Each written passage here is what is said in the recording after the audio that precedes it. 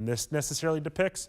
But as we roll throughout the day, it's pretty quiet around most of the Mid-South, and there will be many more communities that do stay dry than do become wet here as far as the shower and thunderstorm activity is concerned. No surprise, temperatures will be back into the 90s as well. What it's going to feel like throughout the day here across the Mid-South, upper 90s and lower triple digits expected for those heat index values here during the peak heating hours of the day. This isn't anything atypical for this time of the year. If anything, it's actually running a smidge below average. And the forecast throughout the day, 87 degrees by 11 a.m.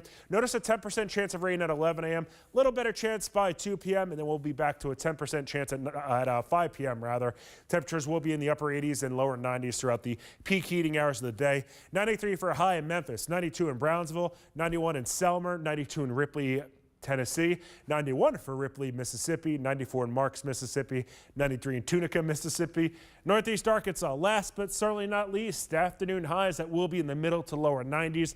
Typical stuff for this time of the year, pretty much what you'd expect for Blytheville, Marianna, Harrisburg, even into Hayti for the Missouri Boot Heel.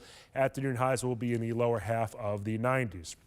Overnight low temperatures rolling from Monday into Tuesday, middle to lower 70s, pretty much where we're at right now. That's what we'll see here for Tuesday morning. So overall, this is a very typical weather pattern that we have here around the Mid-South, even including our feels-like temperatures here for Tuesday, topping off in the upper double digits and the lower triple digits. So still a wise idea, even though we don't have any sort of heat warnings or advisories or anything like that around the Mid-South. Still just a good idea to make sure you drink plenty of water and take it slow out there, so this way you don't have any sort of heat exhaustion or heat stroke or things like that. You can kind of just keep yourself cool, because that's obviously an important thing to do. The WMC First Alert weather app, I don't think that we're going to see a ton of showers or thunderstorms on it, but it's still a good idea to have that on hand, so this way you can see that hour-by-hour forecast. And you could also check out that interactive radar by scanning that QR code here. And something else with the app too, if you're looking at the radar and it doesn't necessarily, if it's raining on top of you but that's showing dry conditions, or if it's raining on, or if you have the inverse happen as well, make sure on the bottom right-hand corner it's on the past mode and not the future mode, because the past mode is really the radar. The future mode is more of a futurecast. Let's look at the feels-like temperatures here over the next few days. So as noted, it will be climbing here during those afternoon hours. But notice that Futurecast, it kind of has a bit of a wave to it, especially during the afternoon hours. That's because this is anticipating some clouds and showers to be around here. But overall, the good news is we're not seeing any of these lines between the 3 days. The green is for today, the blue is for tomorrow, the purple or pink or magenta or whatever color you want to classify this as. Partially colorblind, so that doesn't help my cause right now either. That is for Wednesday. Notice that these lines, they do start to take a bit of a dip between about noon and 2 p.m. That's actually because this is accounting for some showers to be around here. So I don't think it's like we're going to see a shower each and every day between those three, but the opportunity for rain, it actually does increase a little bit. Past couple of days, we've had 10% chances of rain between the 2 weekend days. Today we're up to a 20, 30% chances for Tuesday, Wednesday, Thursday, and Friday, and then we'll simmer back down to 20% chances for Saturday and Sunday. So overall, for this being really the middle of August, Andrew, it's a pretty typical forecast ahead here across the Mid-South. Afternoon highs that will be in the middle to lower 90s. I know you've been looking for some rain around here too. Some areas saw quite a bit here on Friday. Others are saying, what are you talking about? We haven't seen any rain. And even as far as yesterday went, Andrew, we did see some showers and storms over into parts of northeast Arkansas. I'm keeping my fingers crossed that at least over the next 7 days, everybody will get at least just a little bit, so this way Mother Nature can help out not only just, people that just have yards and backyards and things like that, but also into the agricultural world around the area. Eric, in addition to some of the rain that may happen later this week, is there anything else you're watching? You mentioned it, the Atlantic is relatively quiet, right? Correct. So right now, we don't have any named storms here into the Atlantic. I will say that there is a disturbance that is coming off of Africa that a lot of different computer models are really starting to spin that up and become stronger and stronger and truthfully eventually turning it into a hurricane. It looks like it will stay either over the Atlantic or be kind of an issue for the eastern United States.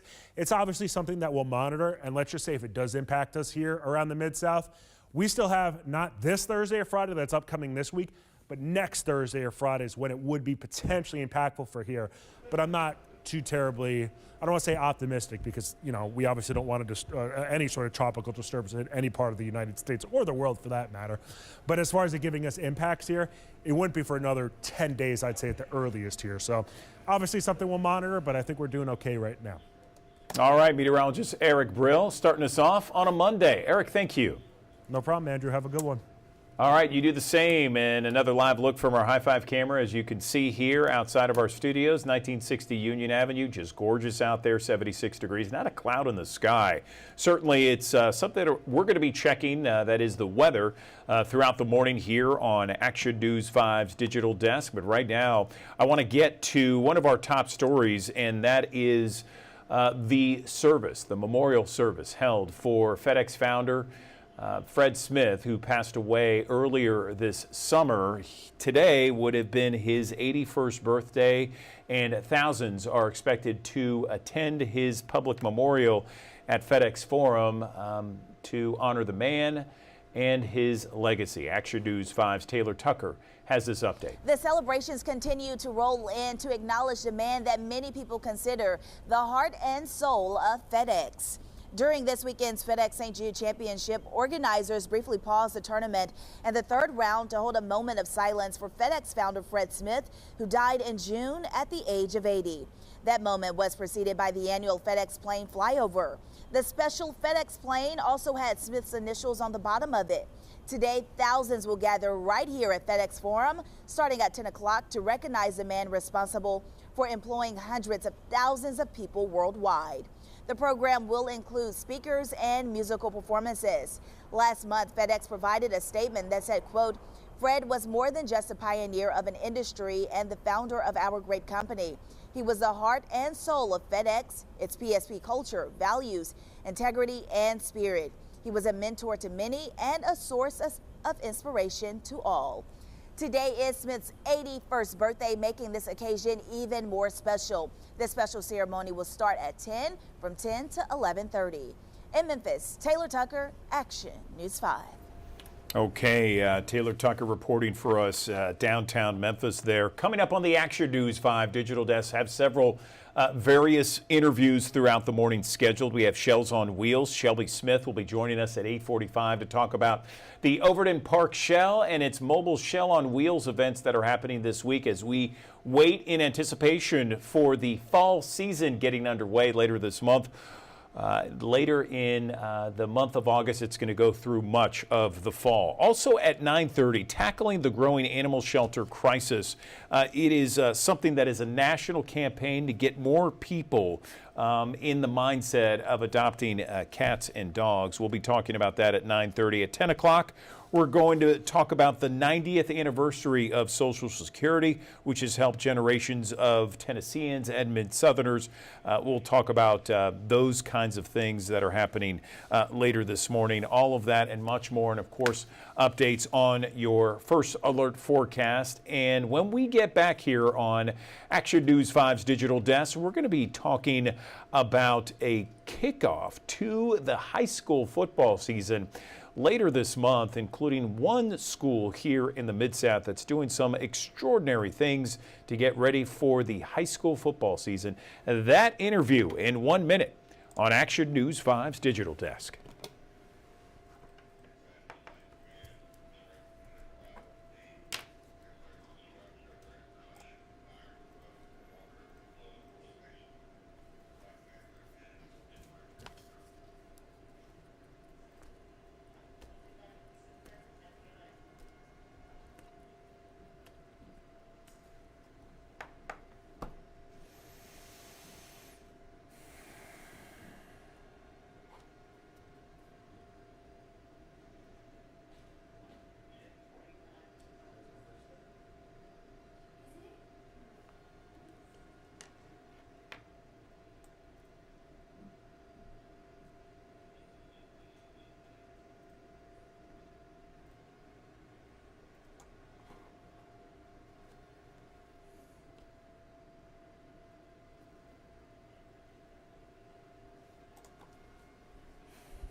Good morning. Welcome back to the Action News 5 digital desk. I have an incredible, I got to tell you something that's happening. We know that the football season's rapidly approaching. We got the NFL, we got the college football season. A lot of people anticipating that. But locally here in Memphis and the Mid-South, High school football is a big deal. We know that, okay? And this morning on the Action News 5 digital desk, I want to tell somebody about our local high school football season.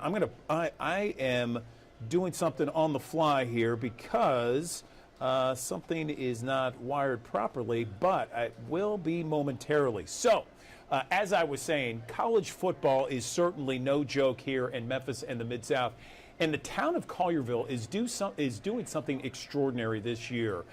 It's almost like a college game day that they are experiencing August 23rd for the first home football game. They're going to have all kinds of fans. They're going to have tailgating, lots of entertainment on a stage. And joining me now to talk about the fanfare and this experience called the Collierville's Big Saturday Kickoff, Greg Hollenbeck, the president of the Collierville High School Football Booster Club, joining me on the Action News 5 digital desk. So, Greg, tell me about this. How did this idea, first off, come about? It sounds amazing. Good morning. Good morning, Andrew. Yeah, it's actually very exciting. And how it came about really is just because we're trying to think of a way to make Collierville more with that college football atmosphere like you were talking about. And so we said, well, we got to move a game to a Saturday because Friday night is really hard for people to tailgate, getting off work and all that stuff. But a Saturday, we can do it. The problem is, as you said, college football is huge in the South, and we conflict with that. Everybody will stay home and watch their college teams. So this game will actually be the Saturday before college football season starts. So we're expecting a huge crowd. We want everybody out there. We're going to have a live broadcast on YouTube. Kind of like that game day atmosphere. And also we're going to have live music coming in from Nashville on a big stage. We'll have a kids zone with bounce houses and lots of food trucks. We're going to have fireworks. It's going to be fun for every family member. And we want the whole town of Collierville there and anybody that wants to come out and see what Collierville football is about. I love it, Greg. I love it. And so, you know, I was just showing the flyer with this here, and it looks amazing. So you have everything right here on this flyer. I mean, this is Collierville versus East Nashville. This is Saturday, August 23rd, high noon there, and food trucks, games for everybody, live performances, the Dragon Walk with the team, and the big game. I mean, this is modeled after, a big noon kickoff or college game day, something to that effect, isn't it? Yeah, something to that effect. We can't exactly call it what they call it, but we love the atmosphere of both the shows, and that's what we want to do. And like we said, making it that college atmosphere, not just for the fans, but also these players. You know, a lot of these players, most high school players aren't going to go play college football, so this is their chance to experience what it's like to be in that college environment. You know, more and more you see the college game becoming more like the pros, and you see the high school game becoming more like a college. And here we are tailgating, having this kind of pregame fun and live music, entertainment on a stage. But, you know, this is something that I think has been in the works for a while. You see it just kind of gradually getting more enjoyable for everybody out there, right? Yes, and we try to be innovative from the beginning with just how we add our intro when the team comes out with fireworks and the smoke, and sometimes we go lights out with our hype video and the Jumbotron. All that is college atmosphere, and we want to show. So, like I said, the team's coming in from Nashville. Let's show Nashville and the rest of the state of Tennessee how we do football in West Tennessee. I love it. I love it. And so this is a picture right here of explain what this is to our viewers. This is them coming out of the tunnel, the team, right? Yeah, so that's them as we run out, to music, and we have the cryo smoke shooting out as they run out, and fireworks shooting up in the air as they run out. And like we said, this is the same stuff you'll see at University of Memphis, at Ole Miss, at Mississippi State, and we're trying to put that environment right here in high school football. Sounds fantastic. So again, this is Saturday, August 23rd. Noon is the time on the schedule. What time is the actual game? The actual game's at 6 o'clock, and obviously the whole day is going to be huge, but we want people to come to the game too. That's the main thing. We're going to have a really good team this year. We got a heavy senior class. We're loaded with talent on offense and defense. Joe Riccone, the head coach, has been there a while. This is where he played high school football, and he's got this team in a good place. I was at practice yesterday. They're looking really good. We look fast, and so we're hoping to make a good run in the state this year. Fantastic, Greg. This sounds fantastic. Again, this is open to everybody in the town of Collierville and beyond. Anything else you want to mention before we let you go? Yes. Did you? Nothing really. Did you Just please come out and enjoy it. Like you said. I'm sorry. Go ahead. No, I was just going to say anything else before we let you go, Greg. Oh yeah. So I'll just say, like you said, everybody's welcome to come out. We want to show you what Collierville football is about and how we're doing football in West Tennessee, and what a good program Coach Riccone's putting together there. So come out. It's going to be lots of fun for the kids, the whole family, and to watch some really good high school football.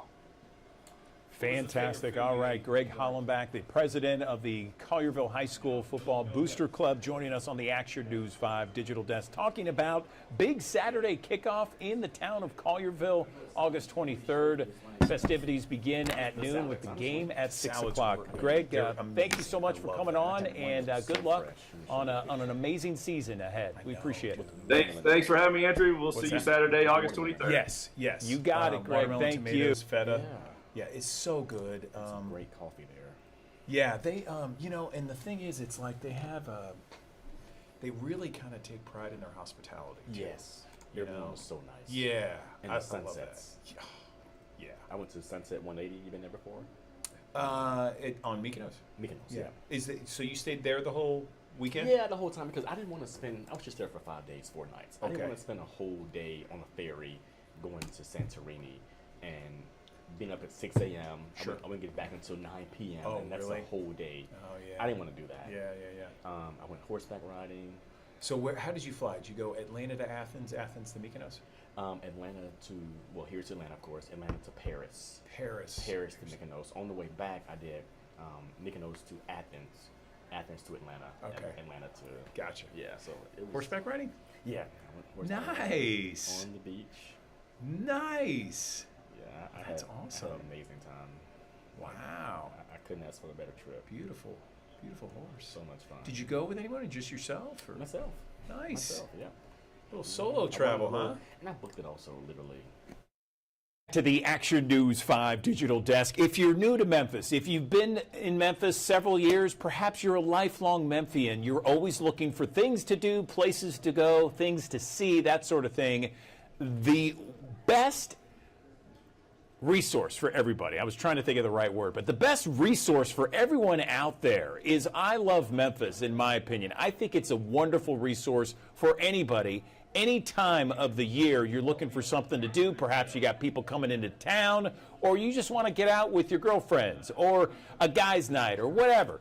We got Jalen Suchek joining us on the Action News 5 digital desk. She is always in the know when it comes to I Love Memphis and I Love Memphis blog. She runs it with some others out there. And how's that going, by the way? You've been doing this now for quite a bit. Everything going well, Jalen? Good morning. Yeah, it's great. And Andrew, I mean, I love your intros. You always give the best intro. So thank you for that.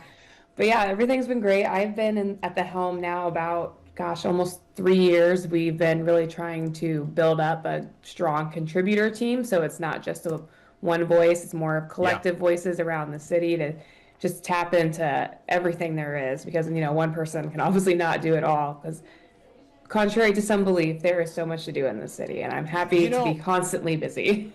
Okay, so I can't remember the publication, but someone outside of Memphis sent me something that said top 5 most boring cities was Memphis, Tennessee. And I'm like, what, are you on crack or something? What are you talking about? Yeah, you're living in a different world if you think Yes, that. I refute that exactly. vehemently. 100%.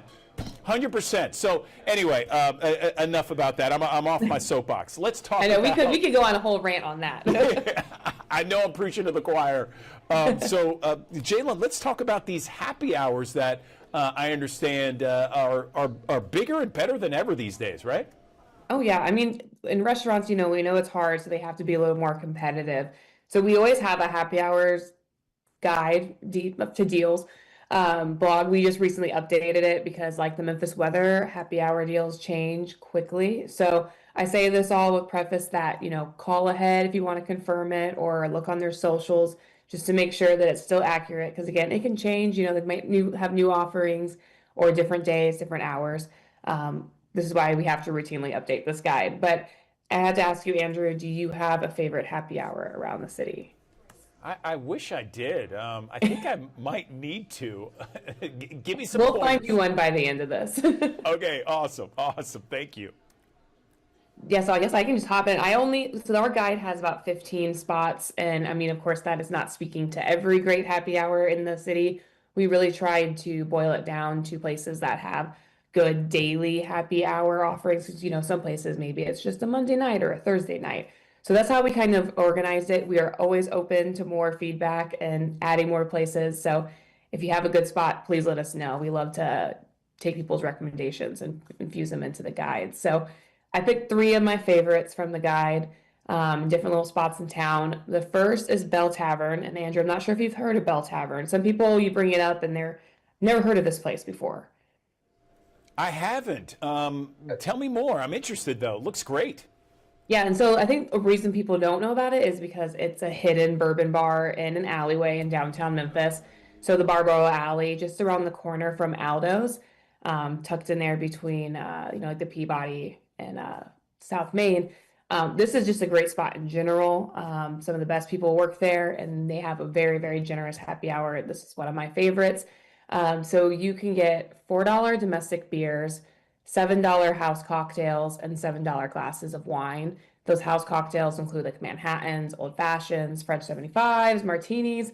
Harold is one of the main bartender there. He is kind of, if you know name in the city, one of the best bartenders. So you get a great deal and you have one of the best bartenders making them. He makes some of the best Old Fashions. I love the French 75. They also have really good food. And if you're still having difficulty placing it, it's in the back of where 117 Prime was. So they use that. Okay, yes, same I know where kitchen that there. is. You had me at Hidden Bourbon Bar, Jalen. That sounds like a winner to me. Yeah, when we posted a reel of them, people were like, I've worked in downtown my whole life and I didn't know this existed. And it's been there for several years. So I always love to share that one. And that happy hour deal is Tuesday to Saturday from 4 to 7. So pretty generous because you don't have too many that give you a Friday and Saturday for those happy hour deals. Sweet. What And else you got? We are moving into Midtown now. This is one of my favorite bars in the city to go to for a cocktail outside of happy hour or with happy hour. The great news is they have a very, very good, nice, generous happy hour. I am amazed that they still continue having it. It's such a good deal. But this is Cameo in Midtown. It's on Union Avenue, right across from the Firehouse. They have, for their happy hour, half off classic cocktails, draft beer, and glasses of house and red wine, white wines too. And then they also do an $8 Cool Kids burger, which is so delicious. You have to order it. But this is, one of the best cocktail bars in the city. They have just numerous cocktail options. And normally when you're talking about quantity, you're kind of fearful about the quality. You get both at this bar. It's one of my favorites. And their sister bar, Mary's BOTE, also has a great happy hour. That's the Tiki Bar in Cooper Young. But you can get this happy hour Monday through Friday from 4 to 7. And on Monday, it's all night long. But love Cameo. It's a great place if you haven't checked it out yet. Oh my gosh, that sounds awesome! I love it. Okay, now you're bringing it this morning. I love this, and I know it's the morning, and I know people don't like generally drinking cocktails until the afternoon, but I'm feeling it. There's a reason they start at 4. Yes, and I've been up since 2 o'clock. Just saying. Oh, hey, I used to do those days too, and I got to give you props. It's hard being up that early, and your happy hour starts probably more about noon. Yeah, or before, but don't tell anybody. Anyway, go ahead. So my third favorite place, and I feel like this is the place where people are like, no, do not tell people about this. We don't want more people coming. It is Swamp Bar in Overton Square. This is one of my favorite spots in the city too, for food, drinks. Kelly English spot right next to Second Line. Their happy hour it's just like unbelievably cheap. They have $2 High Lifes, $3 Stellas, $4 House Highballs, $5 margaritas, which are really good, $5 Anandas, which is Wiseacres IPA, and $6 house wine. And they do that from Wednesday to Sunday from 5 to 7 p.m. So you have the whole weekend in there. And that's just the days they're open. So that's why it starts on Wednesday. So every day they're open 5 to 7. Really cool vibes. Just one of the best spots. And I know I'm going to hear grumbles of why'd you have to tell people about it? And you said on the I Love Memphis blog, you have like 15 listed, right? Yep. If you go to our ilovememphisblog.com right now on our homepage, it's one of our feature stories. You can click on it and you can go through all 15 spots, maybe recommend a spot of your own, and you can check out all those deals. I mean, I don't have to put teasers, like Laughlin's on there. They have a great happy hour. So I'm going to leave that as a little teaser to get people to go to it. Perfect. All right, Jalen Suchek, really appreciate every time you come on the I Love Memphis blog or come on the digital desk to talk about the blog. Always good info, chock full for everybody to see, no matter where you live. We appreciate your time as always. Thank you. Thanks, Andrew, and I hope to see you at a happy hour soon. Oh, heck yeah. I definitely will, for sure. I mean, Hidden Bourbon Bar, the Swamp Bar, Cameo, I'm there. Thank you. All right. Thanks, Andrew. All right.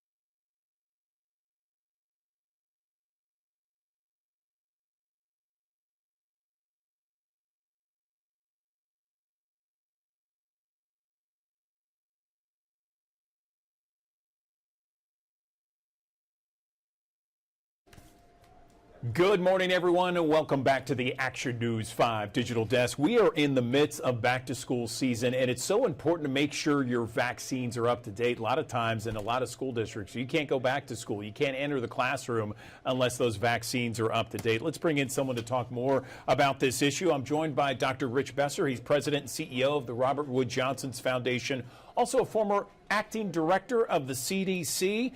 Rich, good morning to you. So let's talk a little bit about the importance of vaccines and how essential it is for not only children but adults. Good morning. Yeah, Andrew, I practiced pediatrics for more than 30 years, and I know that as a pediatrician, there was nothing that I did that had more proven value than making sure that my patients were vaccinated fully and on time. And to make that a reality, it meant spending a lot of time with parents, listening to their questions, taking them seriously, and giving them answers so that they could make the right decisions for their children.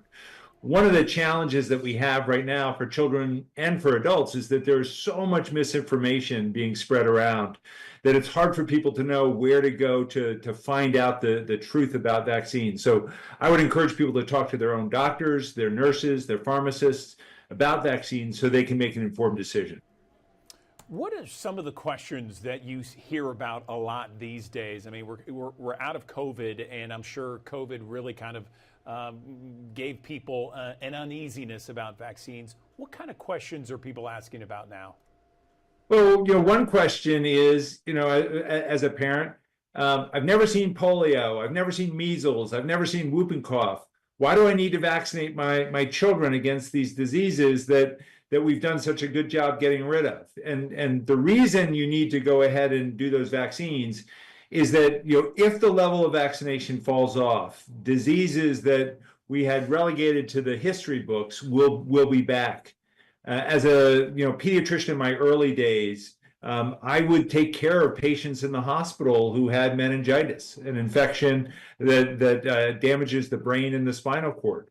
That disease has been pretty much knocked out by immunization, but it will come back if parents decide not to vaccinate. And in Tennessee, in many areas, the vaccine coverage rate in schools is too low. And by that means it's low enough that measles, that whooping cough could spread in the school system.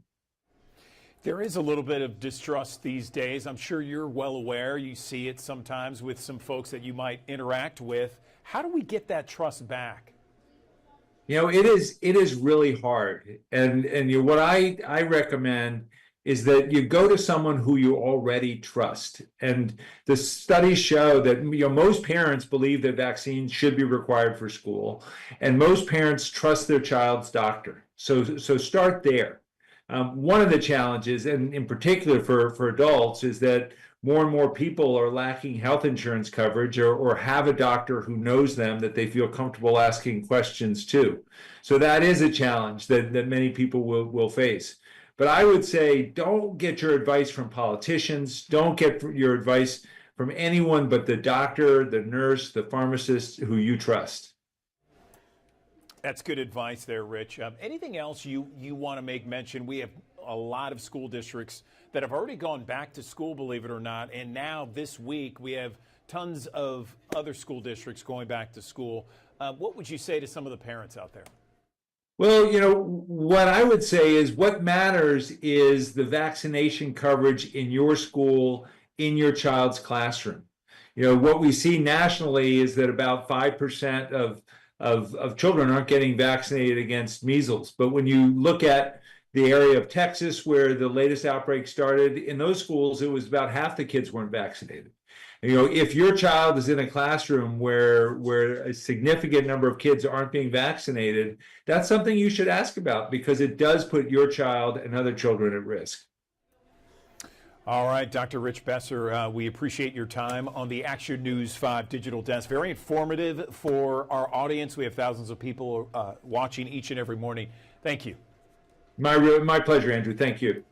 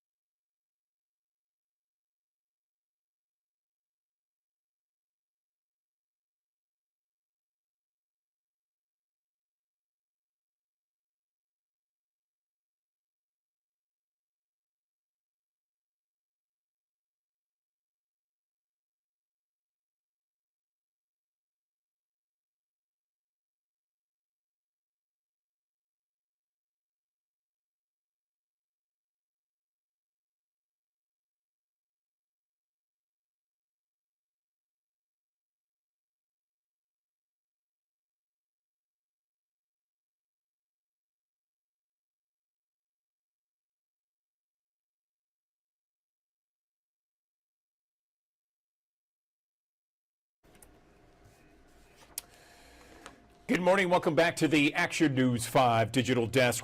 Government reports state that there are hundreds of thousands of people in our country who are being human trafficked right now. This is happening in plain sight. And on the Action News 5 digital desk, I want to talk with someone that can help us kind of recognize those signs. I am joined on the Action News 5 digital desk by Brandy Bynum. She works at the Center for Countering Human Trafficking.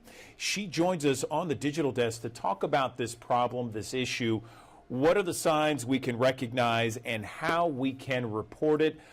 Brandy, good morning to you. So let's talk and get into this. How can we report these signs? How bad of an issue is it? And what should we be looking for? Good morning. Good morning. Thank you so much for having me. So today is World Day Against Trafficking in Person. So it's the perfect day to have a conversation like this. So first, I'd like to talk about what human trafficking actually is. It's the use of force, fraud, or coercion for somebody trying to obtain a commercial sex act or labor.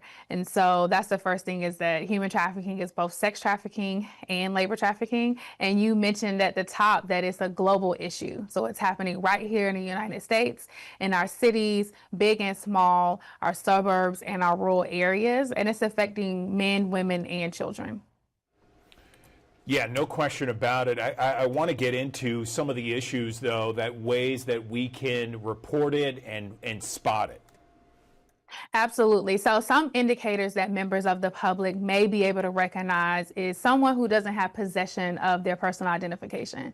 We've seen that traffickers will take somebody's license or their passport to maintain control over them so they can't move about. Someone who may show signs of physical abuse, so various signs of bruising or show signs of malnourishment. Someone who looks disheveled. Someone who doesn't have eye contact when you're holding a conversation with them, or their answers feel scripted. So those are some indicators that members of the public may recognize from a victim of human trafficking. Okay, and if we see this, Brandy, what do we do? How do we report something like this? Absolutely. So I encourage our viewers today to report to the DHS tip line. We investigate over 400 crimes here at Homeland Security Investigations, human trafficking being one of them. So individuals can report to federal law enforcement anonymously 24/7. Our hotline is available in multiple languages.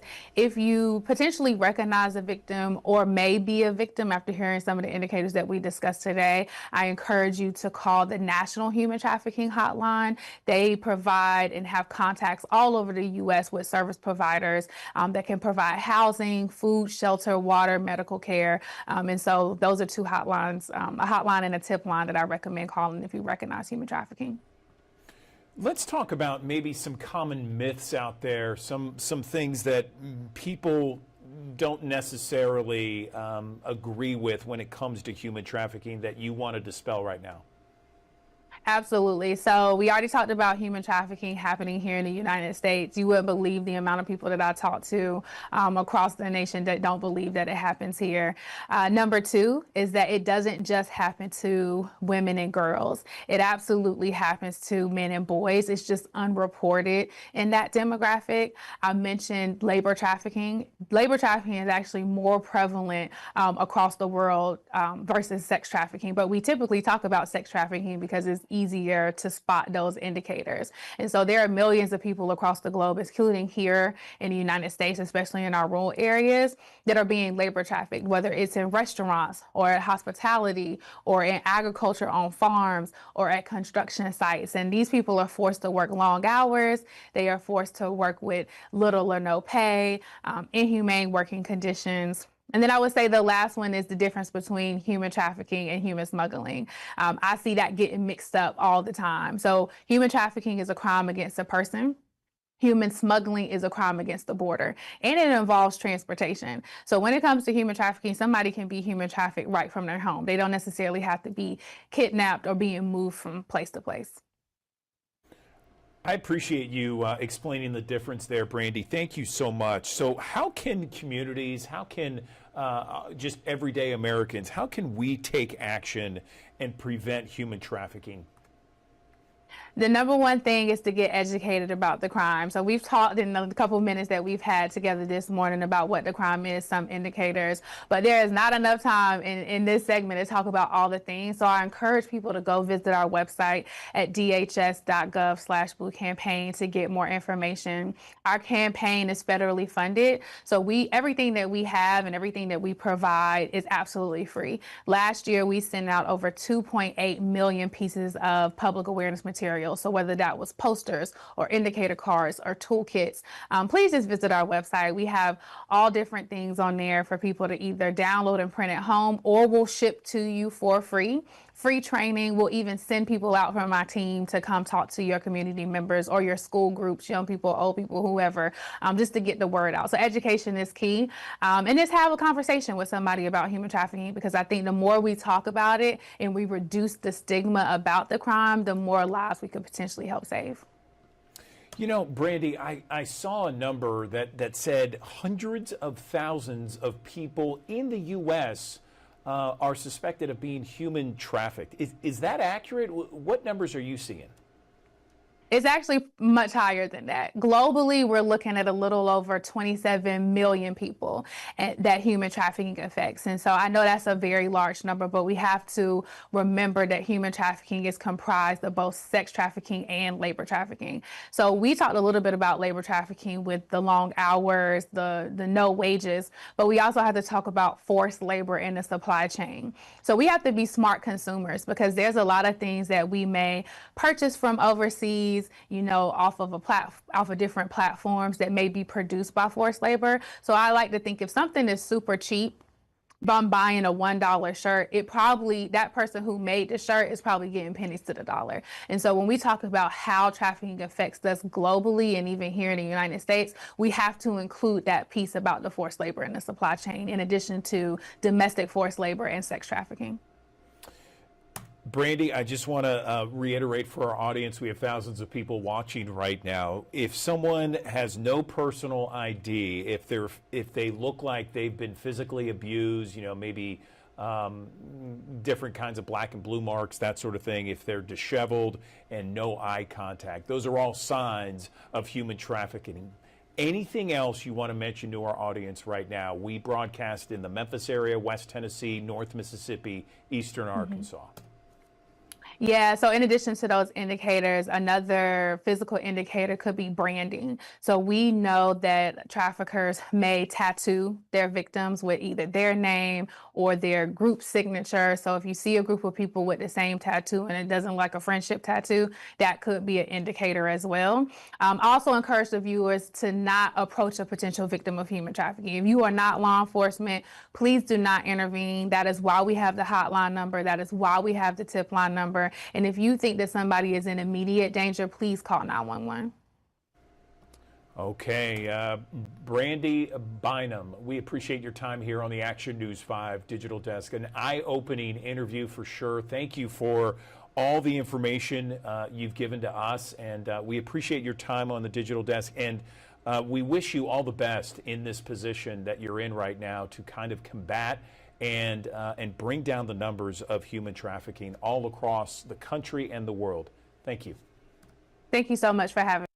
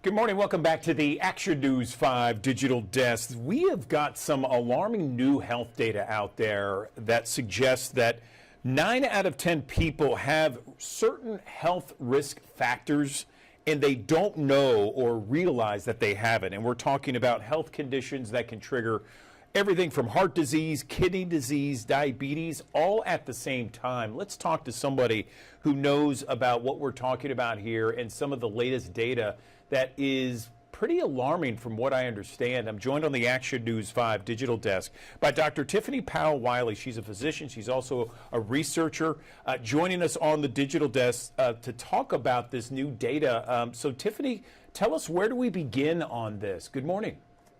Hi, good morning, Andrew. So we want to make sure that people are aware of cardiovascular kidney metabolic syndrome, or CKM syndrome. And it's really about these interconnected diseases, things like diabetes and obesity, that put you at risk for heart disease and even kidney disease. And it's important to understand that all of these are interrelated, they're all interconnected, and one can put you at risk for the other, but also treatments that are out there can affect risk for each of those. And all of it affects heart health.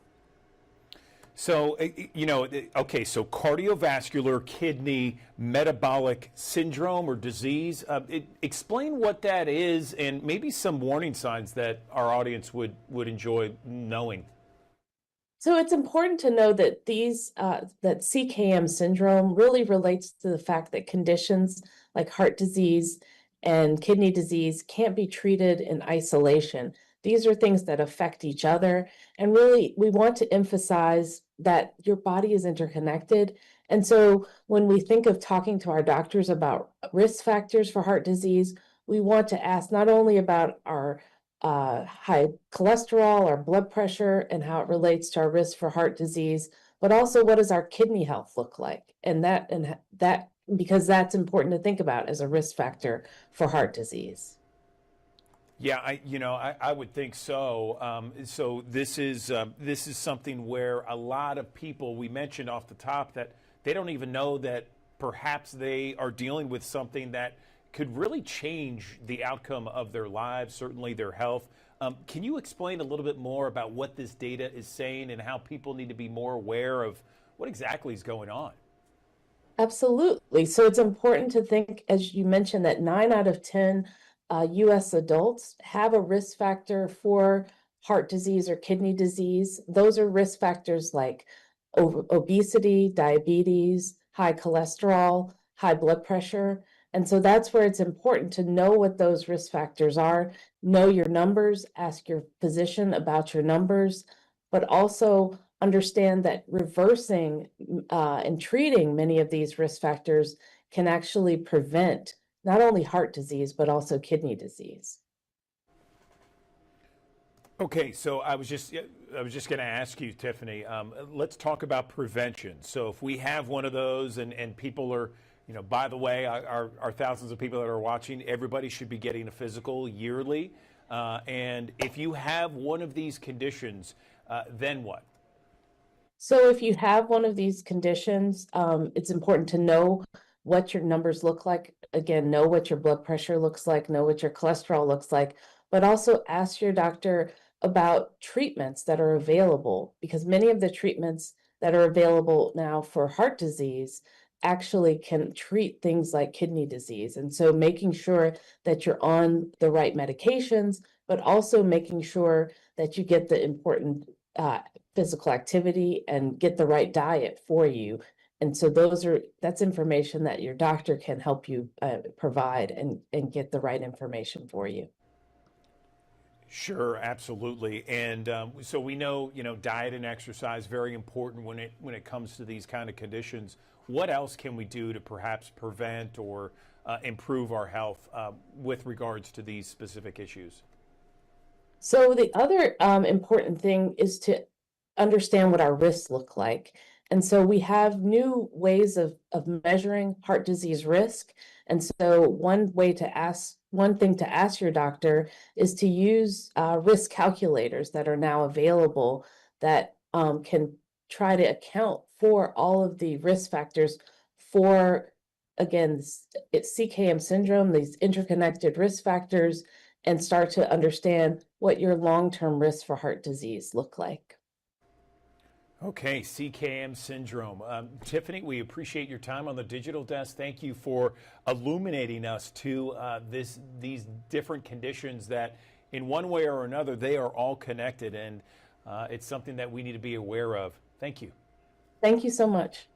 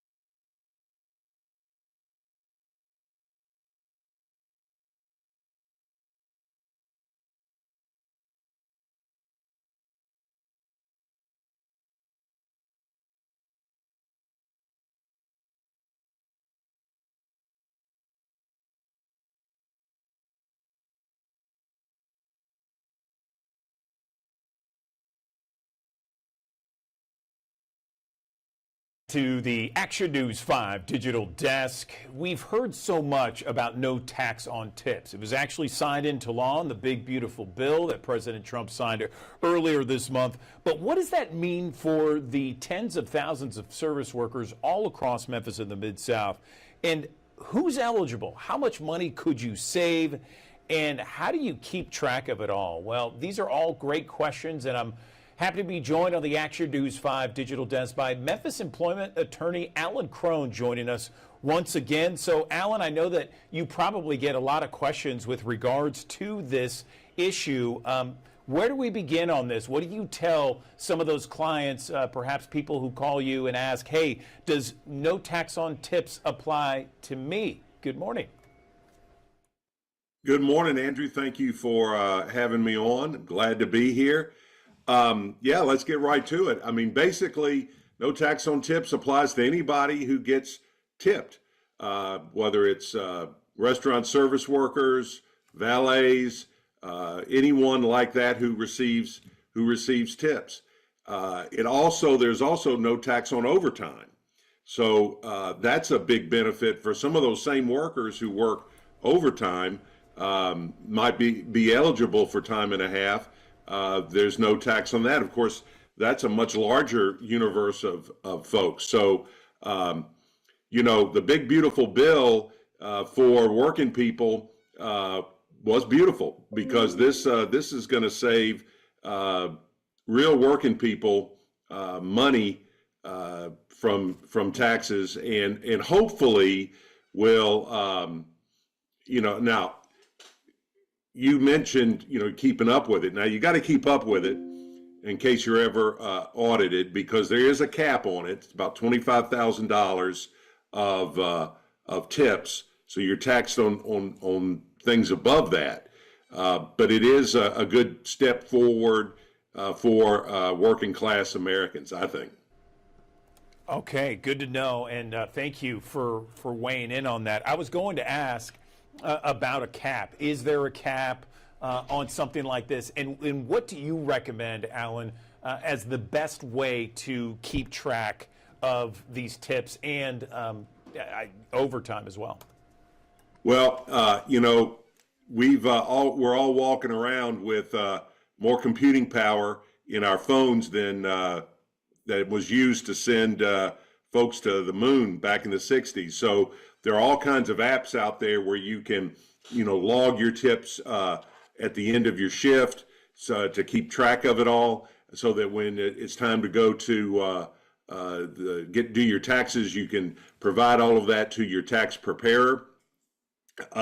Sometimes if you're paid by credit card, the company will give you, a record of that as well. And the last thing is it's old school, but there's nothing that replaces a good spiral bound notebook. You can get them in all kinds of sizes and just keep track of it that way. I would imagine, most of my clients who are restaurant workers, for example, they keep track of it pretty much as you go, and make sure you're keeping track of the tips that you keep. Some, in some situations you may, if you're a waiter or waitress, you may split your tips with the bus folks or, someone else in the facility. And so make sure you're only you're keeping track of all of that so that you don't, you're not getting taxed on money that you didn't actually receive because you paid it out to someone else. So let me ask you, you mentioned it just briefly. Is there a cap? Is $25,000 the cap on this? Yeah, yes, $25,000 is the cap. So anything above that, you'd be taxed on regularly. Okay, got it. And so essentially, you're saving an individual who's in the service industry, gets tips, whatnot. I mean, how much are they going to be able to save? Is it ballpark? Well, it depends on the tax bracket, but anywhere from a third to 25% of that 25,000. If you hit the top. Andrew, your producer, told me there would be no math, So I don't want to do that math in my head, you know, on the fly. But someone can do that, and you know, that's thousands of dollars. I mean, for most of my clients, $3,000, $4,000, $5,000 in savings is a huge amount, and so I think it's a great thing. Yes, and you mentioned, and I just want to reiterate, this is anyone who gets tipped or anyone who receives some sort of tip, overtime, that sort of thing, is eligible. It doesn't have to be a certain, waitress, server, host, that sort of thing, right? Well, that's right. Mainly, I think we're looking at restaurant workers who are the most tipped, and they, I don't want to get off on a tangent, but there's also what we call the tip credit, which is a special wage and hour law for folks that are customarily tipped. And if a large part of your revenue or compensation is tip based, then this applies to you. And then if you're eligible for overtime, the overtime element of this applies to you as well. Anything else you want to mention before we let you go, Alan? This has all been very helpful for the thousands of people who watch us each and every morning. I would say this, that the tip credit, particularly for restaurant workers, is often abused. And so if you feel like if someone feels like they're sharing tips with people they shouldn't be sharing tips with, or you're not getting credit for all your tips, then you ought to go see the Department of Labor or an employment lawyer about that, because if people who are subject to it, and I'll tell other listeners and watchers too, most waiters and waitresses are paid $2.13 an hour plus tips. And so tip your waiters and waitresses. Over tip your waiters and waitresses if they do a good job, because that's where they're getting most of their compensation. And most people don't really know that. Great advice there from Memphis employment attorney Alan Crone on the Action News 5 digital desk. Alan, again, thanks for your time here. We appreciate all the knowledge. Thank you. It's my pleasure. Always glad to be on the program.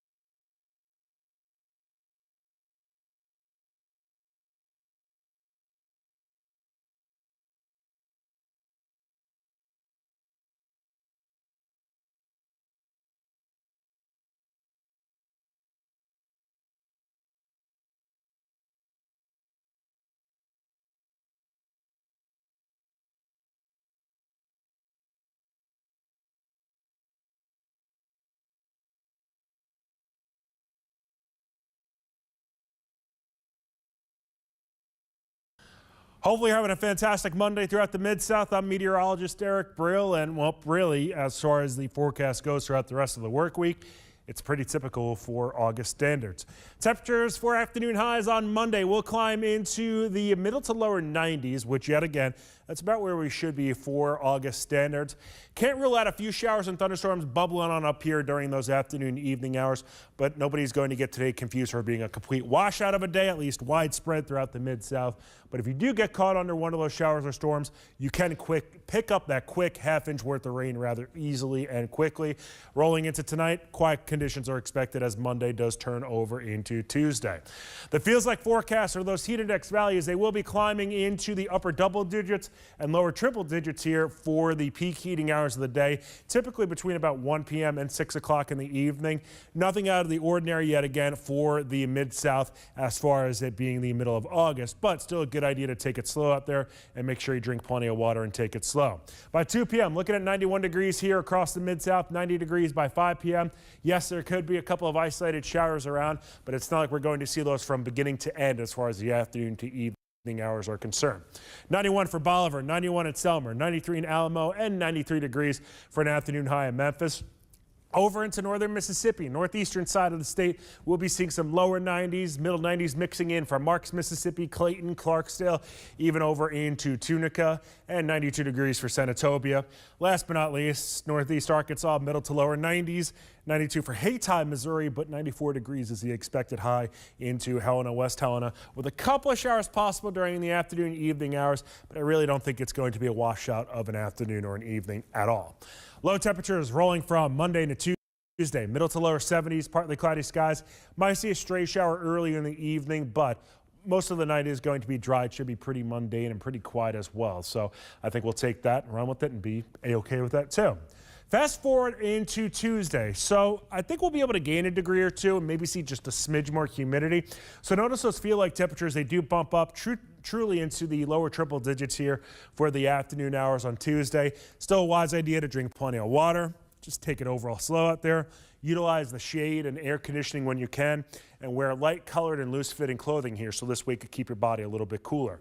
The WMC First Alert Weather app or the Action News 5 First Alert Weather app, good one to have on hand here. So this way you can check out the interactive radar, the extended forecast, the hour-by-hour forecast, and get the latest and greatest details and updates here as far as the weather goes around the Mid-South. And if we turn around and look at the 7-day forecast here across the region, afternoon highs will top off in the middle to lower 90s. Rain chances do bump up ever so slightly from Monday to Tuesday, and we'll keep it at a 30% chance for Tuesday, Wednesday, Thursday, and Friday before it slips back to a 20% chance moving into the third weekend of August, which is this upcoming weekend. Notice your afternoon highs, though. They'll be back into the middle 90s. So day over day, there's really not much of a variance, but temperatures will start to warm up ever so slightly when we start to see slightly lower rain chances around the Mid-South. Don't forget to download the WMC First Alert Weather app. Keep yourself cool out there. You get caught under one of those showers, keep yourself dry as well, and have a great rest of your week.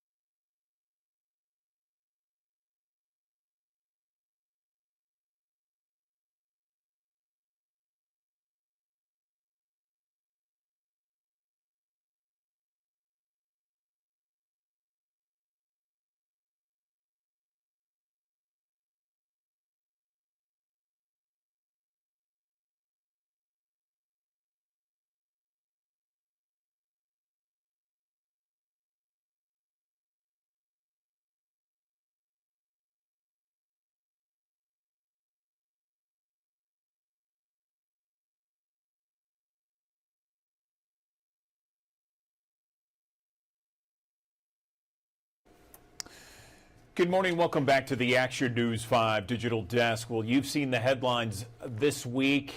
It is about 28-year-old Austin Drummond and the charges against him. And we're talking about four charges regarding first-degree murder and an abandonment charge, as well as an aggravated kidnapping charge in relation to the 7-month-old baby girl that was left abandoned in a Dyer County yard. This is a case that has gained national attention, and we reported that prosecutors in this case are seeking the death penalty. So what can we expect over the course of the next 6 months, 12 months, and beyond? Let's bring in someone in the know when it comes to these kind of cases. I'm joined on the Action News 5 Digital Desk by criminal defense attorney in Memphis, Phil Harvey, joining me now to give us some legal insight into this case. And Phil, I appreciate you coming on the Digital Desk. So you've been following this case now. It's just kind of beginning with regards to court proceedings and court arraignments. What do we expect for those of us who follow these kind of cases intently over the next 6 to 12 months? Good morning. Good morning, Andrew. Thanks for having me. So you're absolutely right. The prosecution's office has stated that they will seek the death penalty. There are still a few procedural steps before they can officially declare this a death case. Right now, the case is in general sessions, and Mr. Drummond has a right to a preliminary hearing. how quickly he gets counsel, and whether or not he makes that decision to request a preliminary hearing with his counsel will be a factor. If there's a preliminary hearing, the state will need to present some evidence at that preliminary hearing stage about why they suspect Mr. Drummond is connected to this crime. After that, there will need to be an indictment. That indictment can take 1 to 6 months, depending on the complexity of a case. After the indictment, then that's when the state can actually file their official notice to seek the death penalty. The discovery begins, and then the pretrial litigation begins in circuit court. I was watching the proceedings yesterday, and this was the first time we saw him in a courtroom, and it sounded like the judge appointed an attorney for him out of Covington. I don't know if you watched a little bit of those proceedings yesterday. What does that mean? Does that mean he is getting kind of an attorney that's essentially appointed by the state, and I get that feeling, but what does that mean in terms of going forward? Does that change anything? Well, Andrew, the normal course of action on a case this serious would be to make sure that he has an attorney right away. And so most judges in that situation are going to appoint a lawyer, whether it is from the public defender's office or from the private bar. What may happen after that is Mr. Drummond and his family may or may not seek private counsel. And the judge may or may not give them much time to seek private counsel. Mr. Drummond, again, has the right to that preliminary hearing within 14 days. And the state and the judge don't have to give him much longer than that in order to move the case forward. So it could move very quickly through the preliminary hearing stage, in which case it would then be out of General Sessions Court pending the grand jury review and the indictment, or things might slow down depending on Mr. Drummond's conversations with his appointed lawyer and whether or not he seeks to hire private counsel. How much does his past come up in these type of situations? You know, we know what he's accused of: 4 murders of one family, the abandonment of a 7-month-old child in a stranger's yard in neighboring Dyer County. But he has certainly a long criminal past. How much does that play in court proceedings? It'll play a huge factor in this case, Andrew. First of all, it is going to, and most immediately, come into the judge's consideration of bond. Right now, he's being held without bond. In Tennessee, he has a constitutional right to a bond, which is a little bit different in federal court. In federal court, they can have a detention order and hold someone indefinitely without any bond. In state court here in Tennessee, because that right to a bond is enshrined in the Tennessee Constitution, essentially judges will use high bond amounts as a proxy or a substitute for a detention order. And so that's the first stage, the first step in which his criminal history will come into effect. And in a death penalty case, his criminal history will have a huge role in basically virtually every step of the proceedings. They are, for one, it's an aggravating factor, which is a basis for the state to seek the death penalty. And 2, I think, especially considering that he was tried as an adult or transferred as an adult for his 2013 Circle K robbery and convicted of an adult crime as a teenager, that's going to play into the arguments of both the prosecution and the defense. The prosecution arguing that he deserves to die, and the defense arguing essentially, we don't deserve to kill him, that we've failed him as a society. So I was just going to ask, the death penalty and the reasons behind the prosecution seeking the death penalty, is it one of those things because he's accused of killing 4 family members, or is it a culmination of, as you just mentioned, crimes that's plagued his life throughout his lifetime, I guess you could say, and these charges that he's currently facing?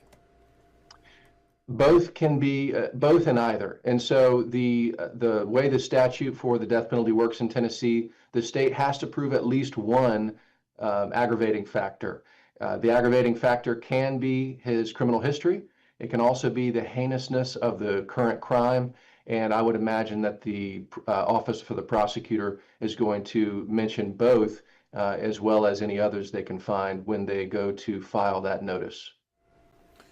The other people involved in this case right now, Phil, are being charged with accessories after the fact of first-degree murder. How serious are those cases, and does a lot of it depend on whether or not Austin Drummond is convicted?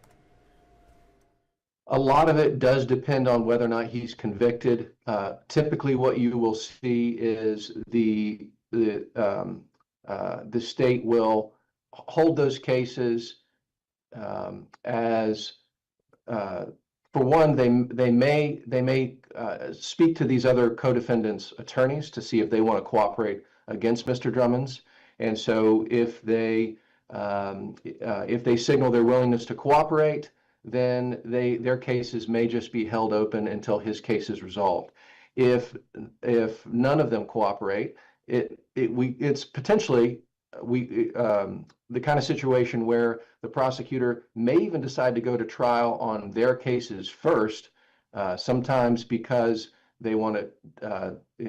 And there's so many. It's hard to answer that question succinctly because there are so many different variables at play in which cases the prosecution decides to try first, which cases they're able to get ready for trial first. Typically, it takes a lot longer to get a capital death penalty case ready for trial, and who's cooperating, who's not cooperating, what is the overall defense strategy. But I do expect we will see these other cases for these co-defendants factor into a lot of the consideration as we move forward over the next 12 to 18 months. Final question, Phil. Over the next 12 to 18 months, is that the kind of tenure we're expecting here? Is it going to be perhaps longer than that, 2 years? Could it be shorter than that? What's your best estimate? My best guess in Lake County would be 12 to 18 months. However, as I mentioned, there's just a lot more that goes into a death penalty case. It could easily take longer. I would expect a case like this to take longer than 18 months in a jurisdiction with a higher volume of cases like Memphis, Shelby County. Lake County, like many of the rural counties, tends to move faster, but it's going to be very difficult, I think, for the state to get this ready and tried within 12 months. Phil Harvey, criminal defense attorney in the city of Memphis. We appreciate you coming on the digital desk and offering that legal insight. Very valuable information for our audience. Thank you. Thanks for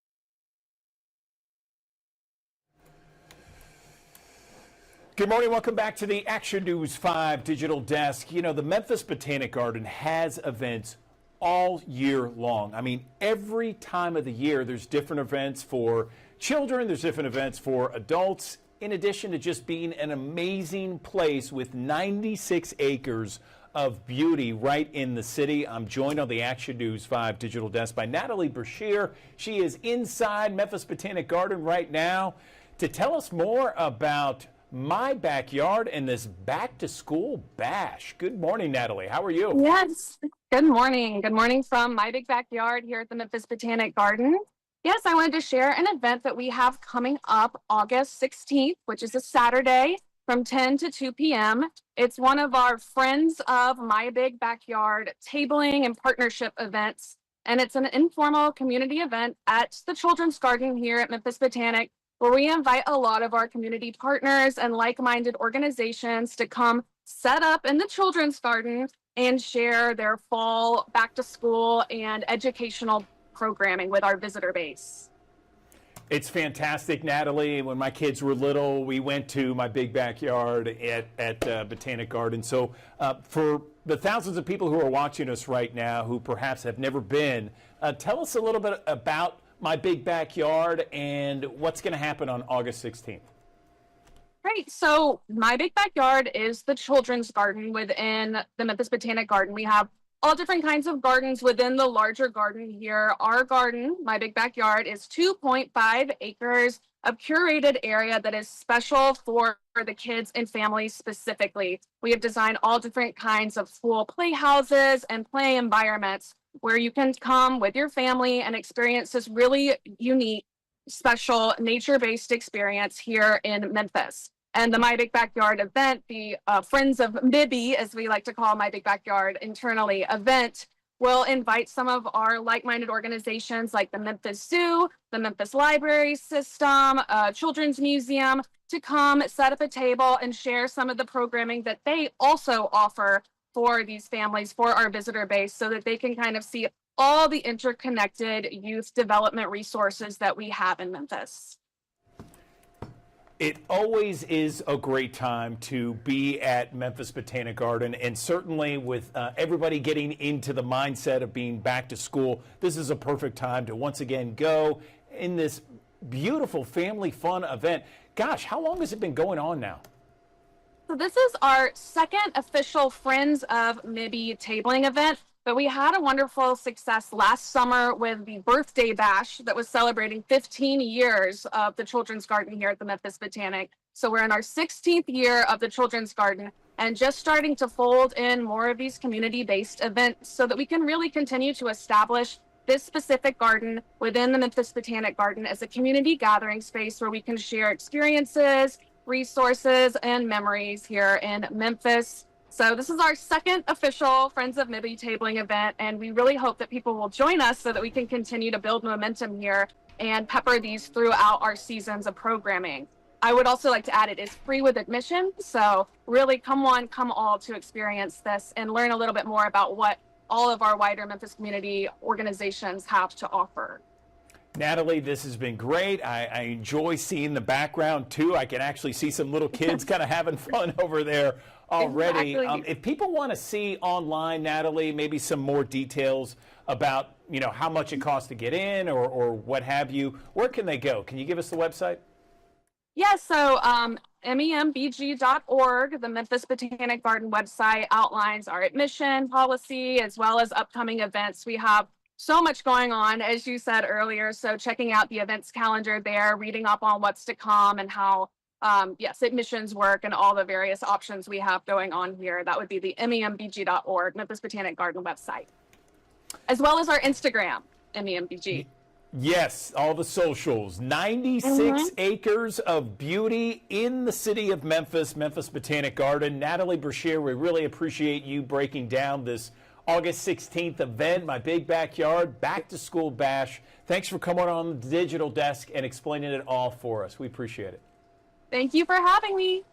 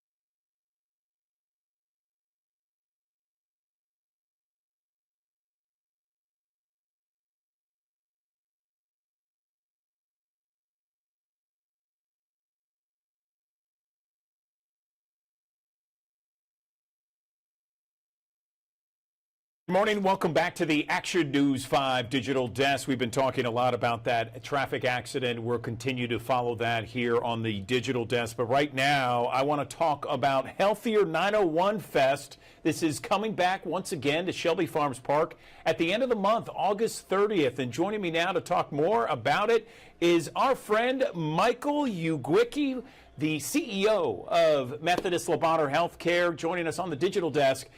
Michael, good morning to you. First off, tell us about Healthier 901 Fest. I know a lot of people were there last year. This is the third annual, but some people might not have heard about this and some of the main topics, the main reasons why you guys are doing this. Good morning to you. Tell us about it. Good morning, Andrew. It's always good to see you, and thanks for having me this morning. Yes, I am really excited about the Healthier 901 Fest coming up August 30th. As you said, this is our third year of this event. By the way, it is free, plenty of parking spaces there, and it's weekend before Labor Holiday. So I want to encourage everyone to come and participate as part of this festival. It is the one festival that is dedicated to just health and health alone. So the vendors, the events, activities all around that day start from 10 a.m. to 2 p.m. will be all dedicated to health. So we started this, Andrew, 3 years ago, primarily to address the issues of obesity, cancer, cardiovascular diseases in our community. As you know, we do community health needs assessment every 3 years. The last one we did actually showed that we were one of the cities or one of the towns in our country that have high incidence of obesity, heart disease, and cancer. So we wanted to address it at the root cause, which is really trying to watch what we eat and exercise more. I know it's hard, it's not easy, but this is one way to really make it fun.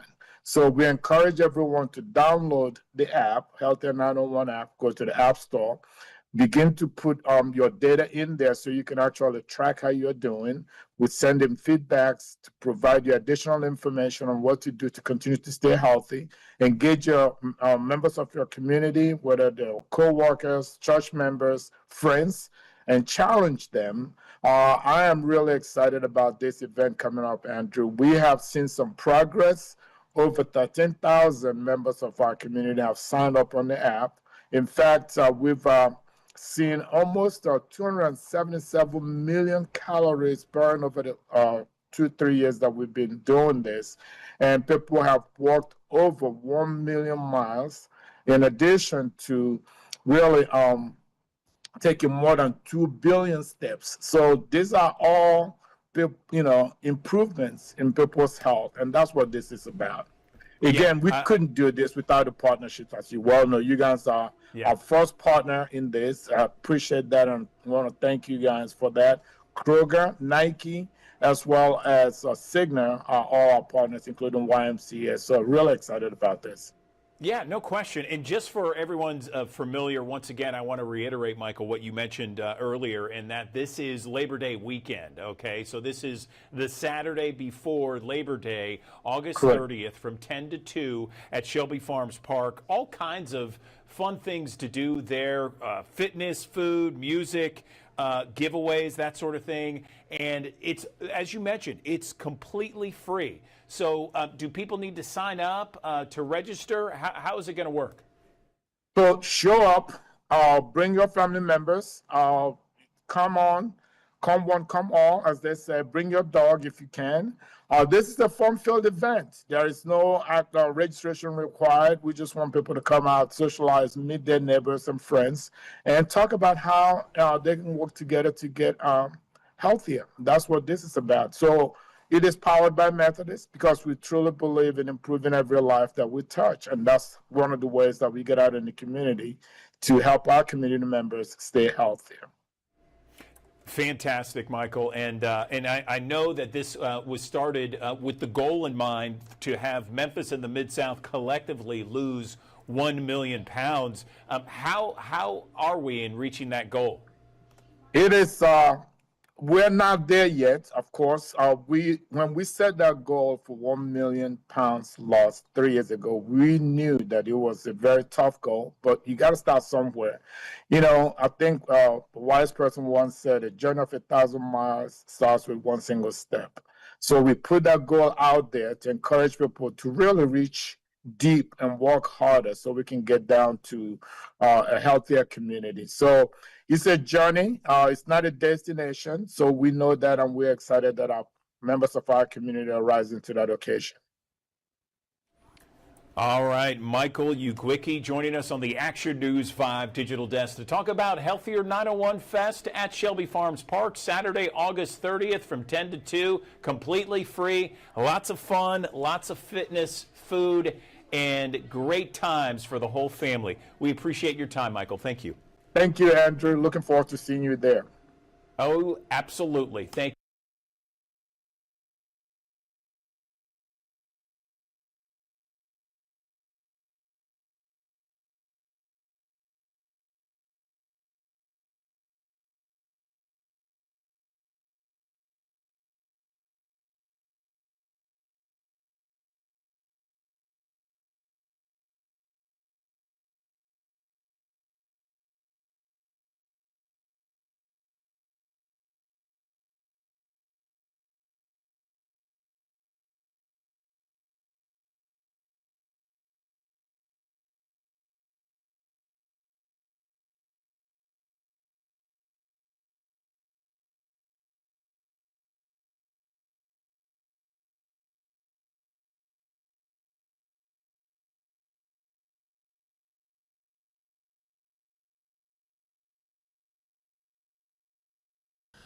Hopefully you're having a fantastic Monday throughout the Mid-South. I'm meteorologist Eric Brill, and well, really, as far as the forecast goes throughout the rest of the work week, it's pretty typical for August standards.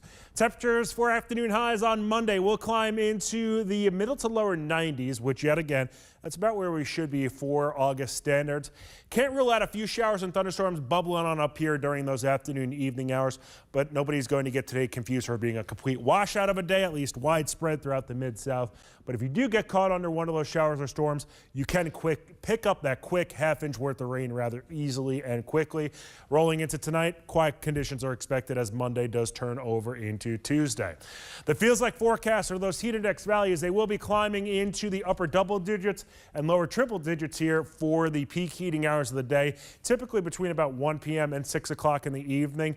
Nothing out of the ordinary yet again for the Mid-South as far as it being the middle of August, but still a good idea to take it slow out there and make sure you drink plenty of water and take it slow.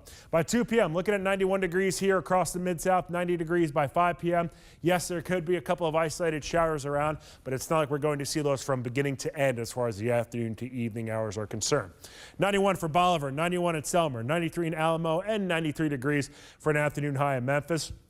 Over into northern Mississippi, northeastern side of the state, we'll be seeing some lower 90s, middle 90s mixing in from Marks, Mississippi, Clayton, Clarksdale, even over into Tunica, and 92 degrees for Senatobia. Last but not least, northeast Arkansas, middle to lower 90s, 92 for Haytime, Missouri, but 94 degrees is the expected high into Helena, West Helena, with a couple of showers possible during the afternoon, evening hours, but I really don't think it's going to be a washout of an afternoon or an evening at all. Low temperatures rolling from Monday to Tuesday, middle to lower 70s, partly cloudy skies. Might see a stray shower early in the evening, but most of the night is going to be dry. It should be pretty mundane and pretty quiet as well. So I think we'll take that and run with it and be A-okay with that too. Fast forward into Tuesday. So I think we'll be able to gain a degree or two and maybe see just a smidge more humidity. So notice those feel like temperatures, they do bump up truly into the lower triple digits here for the afternoon hours on Tuesday. Still a wise idea to drink plenty of water. Just take it overall slow out there. Utilize the shade and air conditioning when you can, and wear light colored and loose fitting clothing here so this way could keep your body a little bit cooler. The WMC First Alert Weather app or the Action News 5 First Alert Weather app, good one to have on hand here. So this way you can check out the interactive radar, the extended forecast, the hour-by-hour forecast, and get the latest and greatest details and updates here as far as the weather goes around the Mid-South. And if we turn around and look at the 7-day forecast here across the region, afternoon highs will top off in the middle to lower 90s. Rain chances do bump up every ever so slightly from Monday into Tuesday, and we'll keep it at a 30% chance for Tuesday, Wednesday, Thursday, and Friday before it slips back to a 20% chance moving into the third weekend of August, which is this upcoming weekend. Notice your afternoon highs, though. They'll be back into the middle 90s, so day over day, there's really not much of a variance, but temperatures will start to warm up ever so slightly when we start to see slightly lower rain chances around the Mid-South. Don't forget to download the WMC First Alert weather app. Keep yourself cool out there. You get caught under one of those showers, keep yourself dry as well, and have a great rest of your week.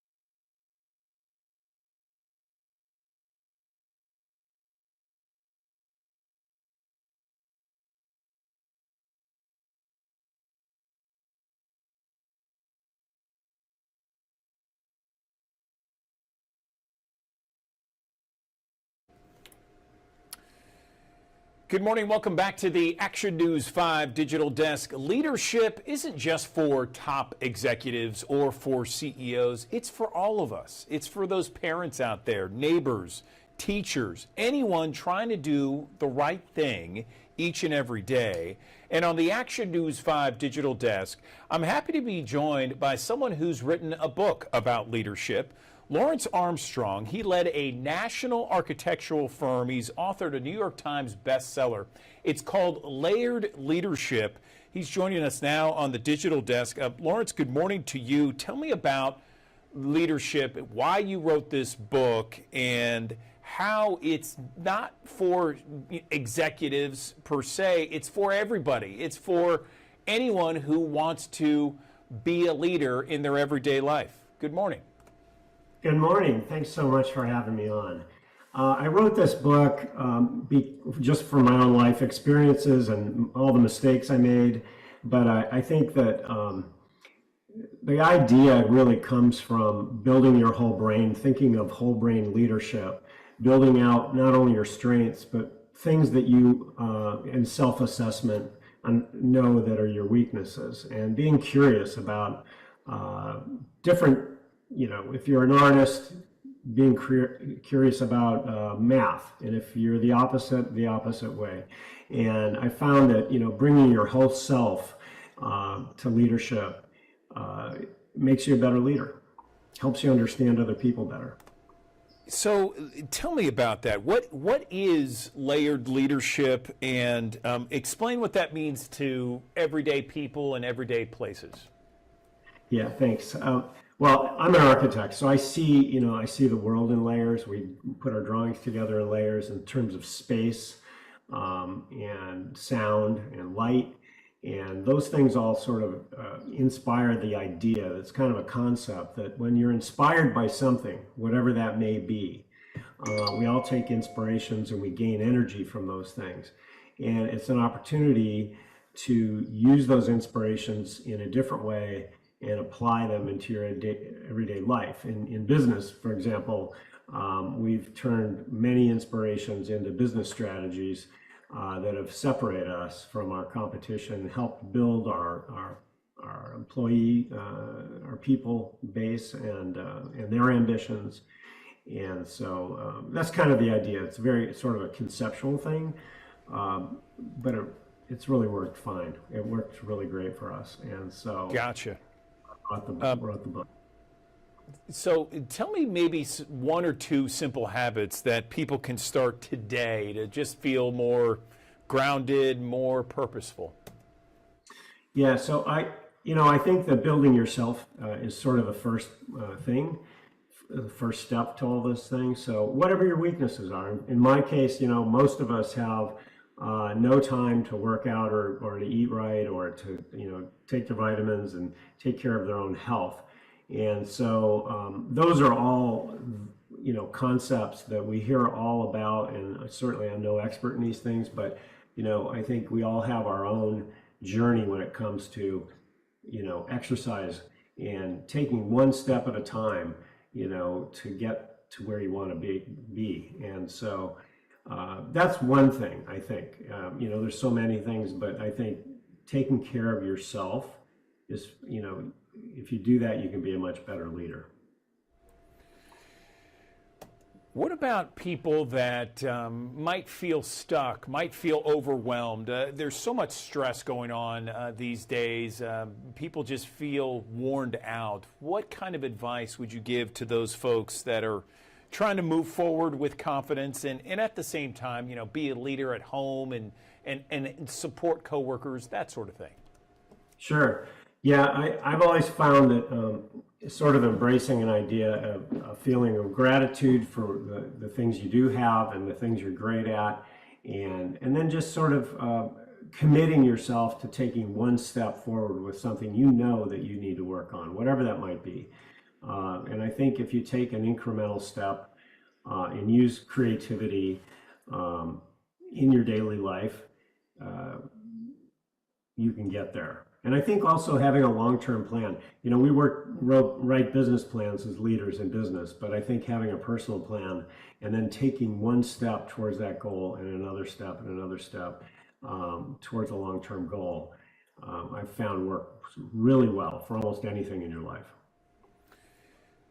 Final thoughts, maybe perhaps a mindset that you'd like to tell our viewers right now with regards to layered leadership and how they can implement this stuff today, this morning, right now? Sure.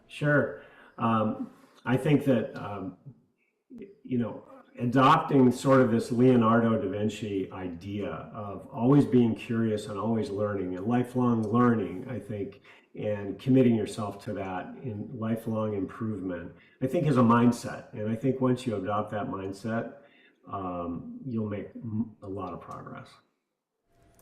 All right. Lawrence Armstrong, New York Times bestseller, wrote Layered Leadership, available right now. Lawrence, thanks for coming on the Digital Desk. Nice to meet you. And thank you for explaining some of that, giving us some ideas and something to think about today and this week moving forward. We appreciate it.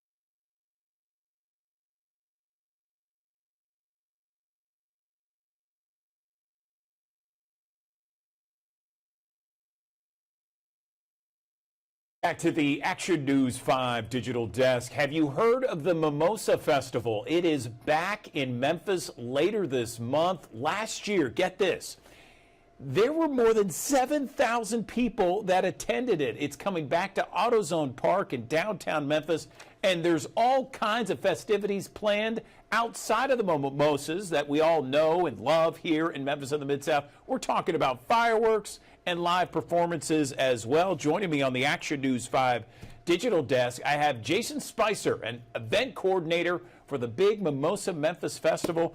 Jason, good morning to you. So tell me about the festival. Tell me what's going on. I know that there's a lot of people that love mimosas all across Memphis and the Mid-South. Good morning. Good morning, man. Yeah, we're excited, man. We are celebrating the 10th Mimosa Festival, not annual. It's just we've done 10. We typically do 2 a year through Memphis and Nashville, and it's just a huge celebration for 901 Day weekend. So it's both combined in a melting pot for one of the biggest celebrations in Memphis of the year. We're doing live performances. Like you said, there'll be fireworks shows and all kinds of different entertainment, man. We're really, really excited about it. So tell me about it. This sounds exciting. More than 7,000 people attended last year. This is at AutoZone Park. I've been to festivals at AutoZone Park, and generally people go around the concessions and check things out. So take me through it. So if people were to arrive, this is August 31st at AutoZone Park. Just take me through what people can expect. Okay. This is the very first time we're doing a sunset mimosa festival because of the fireworks show we want to do in celebration of 901 Day in the night, pretty much at 8:45 p.m. So you walk through the gates, you have a wide variety of mimosa stations. You are welcome to go about and try different mimosas. All ticket holders are able to do so. We have some of the most amazing food trucks in the world, I want to say. But we definitely have some amazing food trucks if you want to try food. We have VIP sections, we have general seating, we have grass where you can come sit out on the lawn, all different types of music. We also have the VIP club level where if you just want to sit inside and you want to hang out inside somewhere and get away from the element and look over the festival, kind of have a panoramic view of the entire festival, you can also do that. Also, just fire dancers, all kind of live entertainment, just really, really entertaining evening. Mimosa Festival has really grown. Like you said, we had 7,000 guests at the last Mimosa Festival, and so we just in celebration, man. We just happy about it. We've never had any issues, and we just want to have a great time and just want to celebrate Memphis. That sounds fantastic, Jason. When I think of mimosas, I think of orange juice and champagne. Should I be thinking about other things? Yes, you should be thinking about blueberry mimosas, pineapple mimosas. You should be thinking about man-mosas. Anything that can be done with the mimosa, we pretty much do it. That sounds awesome. All right. I love it. What else can we talk about, Jason? We just want the city to come out. We're looking forward to, like I said, this is a first of its kind. Although it's the 10th Mimosa Festival, we're in connection with jumping off 901 Day weekend, and we just want everybody to come out and have an amazing time, enjoy themselves in a very safe environment. Like I said, we have live performances. We have some special guest surprises as well. We have two different stages. We have a hip hop. Well, we have three different stages. We have a hip hop stage, R&B stage, and pretty much a top 100 stage. And so on each of these stages, we're going to do some live performances. We've already released the hip hop stage, which is artist. His name is Lil Bootsy. He'll be performing live. And so the next release will be the R&B stage. So we just want everybody to stay tuned. And I think we'll have an amazing time. How much are tickets? General admission tickets are $55. Actually, $52.50 to be exact, plus taxes and fees. Gotcha. And how long does it gonna last? You said 8:45 it begins? No. 8:45 p.m. is the time the fireworks start. The festival is from 3 p.m. to 9 p.m. Like I said, it's typically 11 a.m. to 5 p.m. We've never done a sunset one. So this is just a special celebration, and we just kind of change things a little bit to kind of up the ante a little bit. Gotcha. All right, Jason Spicer talking about the Mimosa Festival happening on 901 weekend, specifically Sunday, August 31st. Jason, we appreciate you coming on the Action News 5 digital desk. Thank you so much, and good luck on the event. Thank you.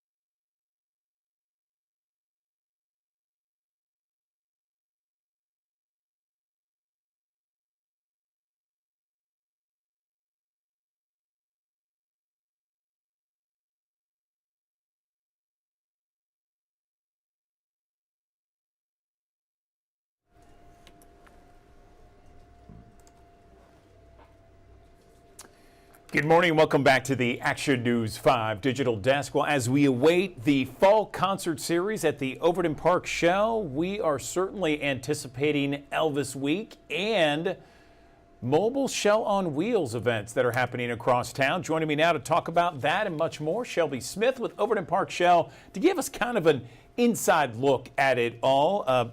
Shelby, good morning. Welcome back. Good morning. Happy to be back. And as you already mentioned, Elvis Week is here in the city of Memphis. All of our Elvis fans are flocking to the city of Memphis to really highlight this talented legend that was built in the city of Memphis. And here at the Overton Park Shell, we are fortunate to say that he actually performed for the first time ever on the Overton Park Shell stage, July 30th, 1954. Slim Whitman, a different artist, kind of country blues-esque artist, was actually scheduled to headline, and Elvis Presley was only supposed to be the opener. In fact, on the bill, they spelled his name wrong. They spelled it Ellis Presley, but he got on stage, did his thing, wiggled his hips in a way that plenty of people had not seen before. And that really jump-started his fame and his fortune and his legacy in the city of Memphis. And so we really get to stake a claim that Elvis, a star, was born on this stage July 30th, 1954. And so people can really go behind the scenes of what that event looked like. And all of the other players have contributed to the history and the legacy of our historic stage at the Overton Park Shell. And they can do so during our backstage experience tours, which are sponsored by Huey's Restaurants. Thankfully, they've embedded themselves in our history and our legacy here at the Overton Park Shell. And so you can go literally behind our stage, see photos, see visuals, and get more of an in-depth overview of the stars, including Elvis Presley, who have took our stage over the years.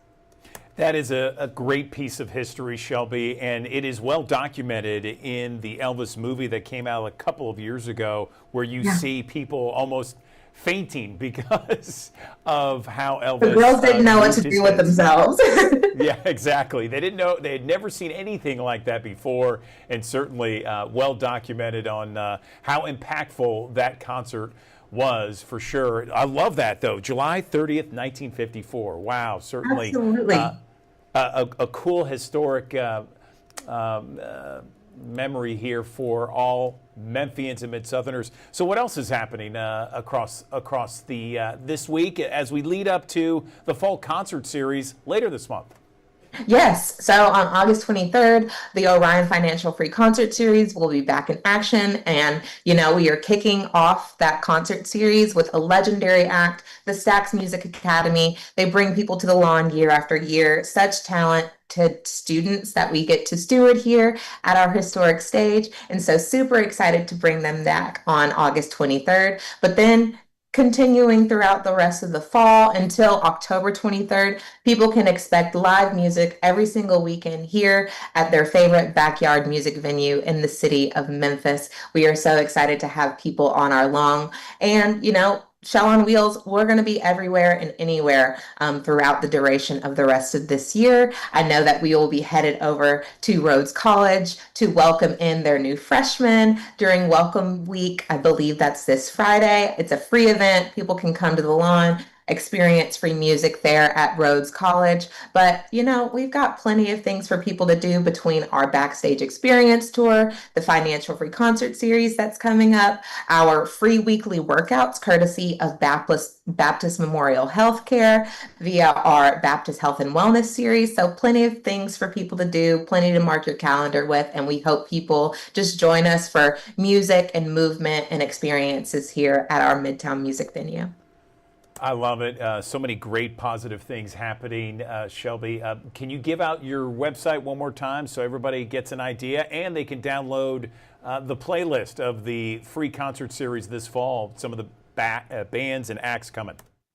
Absolutely. All our information can be found out at overtonparkshell.org. If you're looking to book a tour, you can do that at overtonparkshell.org/tours. All of our tours are $16 per person. We have tours for single groups, like 2 to 3 or 4 or 5 people, but we'll I believe the max for a tour is about 16 people. So you can fit a lot of people and get a lot of knowledge here through that.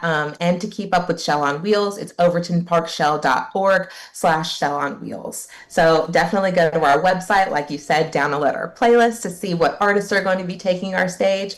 And, I don't know if people know this, but next year we will be celebrating our 90th anniversary. And so the city of Memphis has been a part of this historic legacy for so long. So if you have any photos that are kind of hanging out in your basement or in your attic or things like that, or any Shell related memorabilia that you would love to share with us as we continue to highlight the history of the Shell, please make sure to reach out to us at info@overtonparkshell.org. And we would love, love, love, love to showcase your narrative and your story alongside our historic story as well.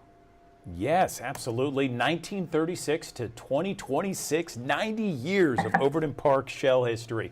Shelby Smith, thank you so much for joining us, as always, on the Digital Desk. We appreciate your time. Thank you. See you guys soon. Okay, sounds good. Another live look from our High Five camera downtown Memphis. A gorgeous start to the day there, 78 degrees, 8:52. We're back at 60 seconds.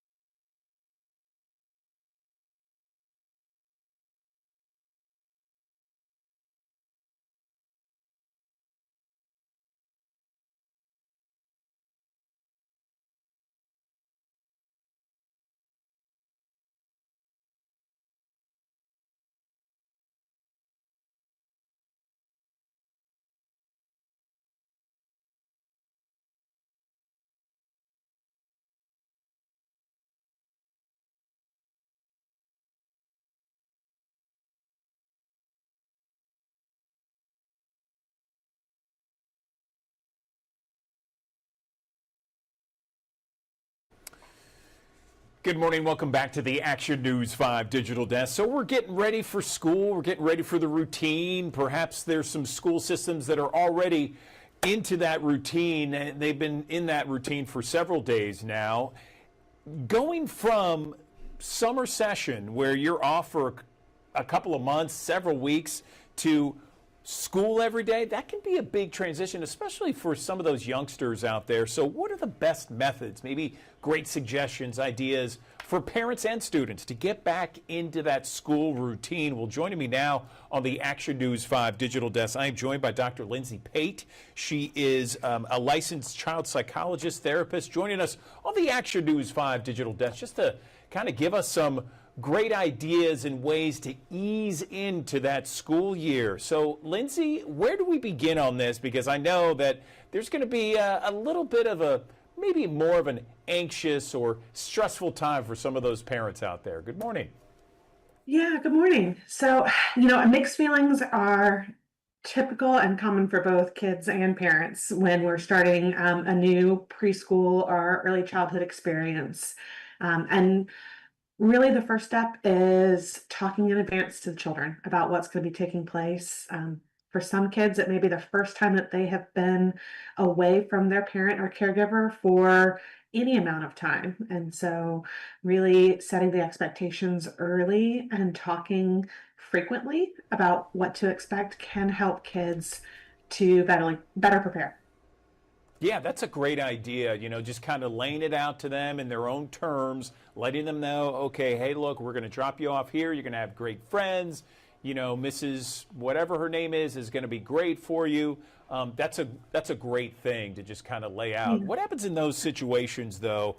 And having two kids that are now in college, what happens in those situations when you drop off your kid and maybe there's some crying involved? There's a lot of tears. That stuff is really hard on the parents too. Sure. Yeah. Well, I always say, to any parent that I work with or caregiver, you are the expert on your child. But in these circumstances, these early childhood care workers and teachers, they really are the professionals in that environment. And so following their lead and giving the care over to them can really communicate to the child they're responsible, they'll keep you safe, They know and they will take care of you. And mommy, daddy, grandma, grandpa, whomever it is, always comes back. So having that message to the child to say, this is where you're going to be going today. Here's what I'm going to be doing. Maybe not talking about the fun things that you'll do, but it's kind of boring. I have to go to work. I have to run errands. You get to play. You get to see friends. You get to eat snacks. And then here's the time that I'm going to be back. So kids really understand the routine, they have clear communication, and they have the trust communicated by the caregiver that this person will provide for you. That's a great idea. That's good discussions there. Is it helpful to perhaps give that child, very young child, maybe a stuffed animal or something from home that can make them feel a little bit more secure? Absolutely. You know, I think most young children have some kind of attachment object or something that's really important to them. Currently for my child, there's one dog that has gone every day to school with them this year. And everybody knows Doug the dog. He's part of the routine. He takes a nap every day with the child. And that really can help to say, you know, I have this item that I can hold on to. Kids also really connect to caregivers who say, you know, I'm going to give a kiss here on your hand or here on your cheek, and you can hold on to it until I come back, and then you can give it back to me at the end of the day. And so helping them to stay tied into and recognize that there is something that connects me between the two environments and also helps me to have faith that my loved one is going to return back for me. Great stuff there. So, Lindsay, what about the parents out there? Because we know there's a lot of moms that are going to be really stressed out too, making sure that their kids are okay. What am I going to be doing? How am I going to be able to do this effectively? Smooth transition, that sort of thing. What kind of recommendations do you have for them? Yeah, you know, I think it's just as important for preparing your child, but preparing yourself as well. And so, you know, setting up for success doesn't mean just the night before getting into that school bedtime routine, but perhaps even a couple of weeks in advance, making sure we get quality sleep, making sure that we do some test runs on packing the backpack and driving to school.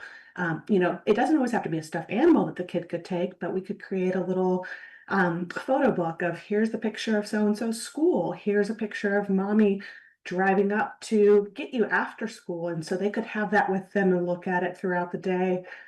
The public library has a lot of great resources and books about transitions and making new friends. And that truly is one of the strongest benefits that we know for early childhood is that being around kids and peers is how young children learn. It's through the art of play.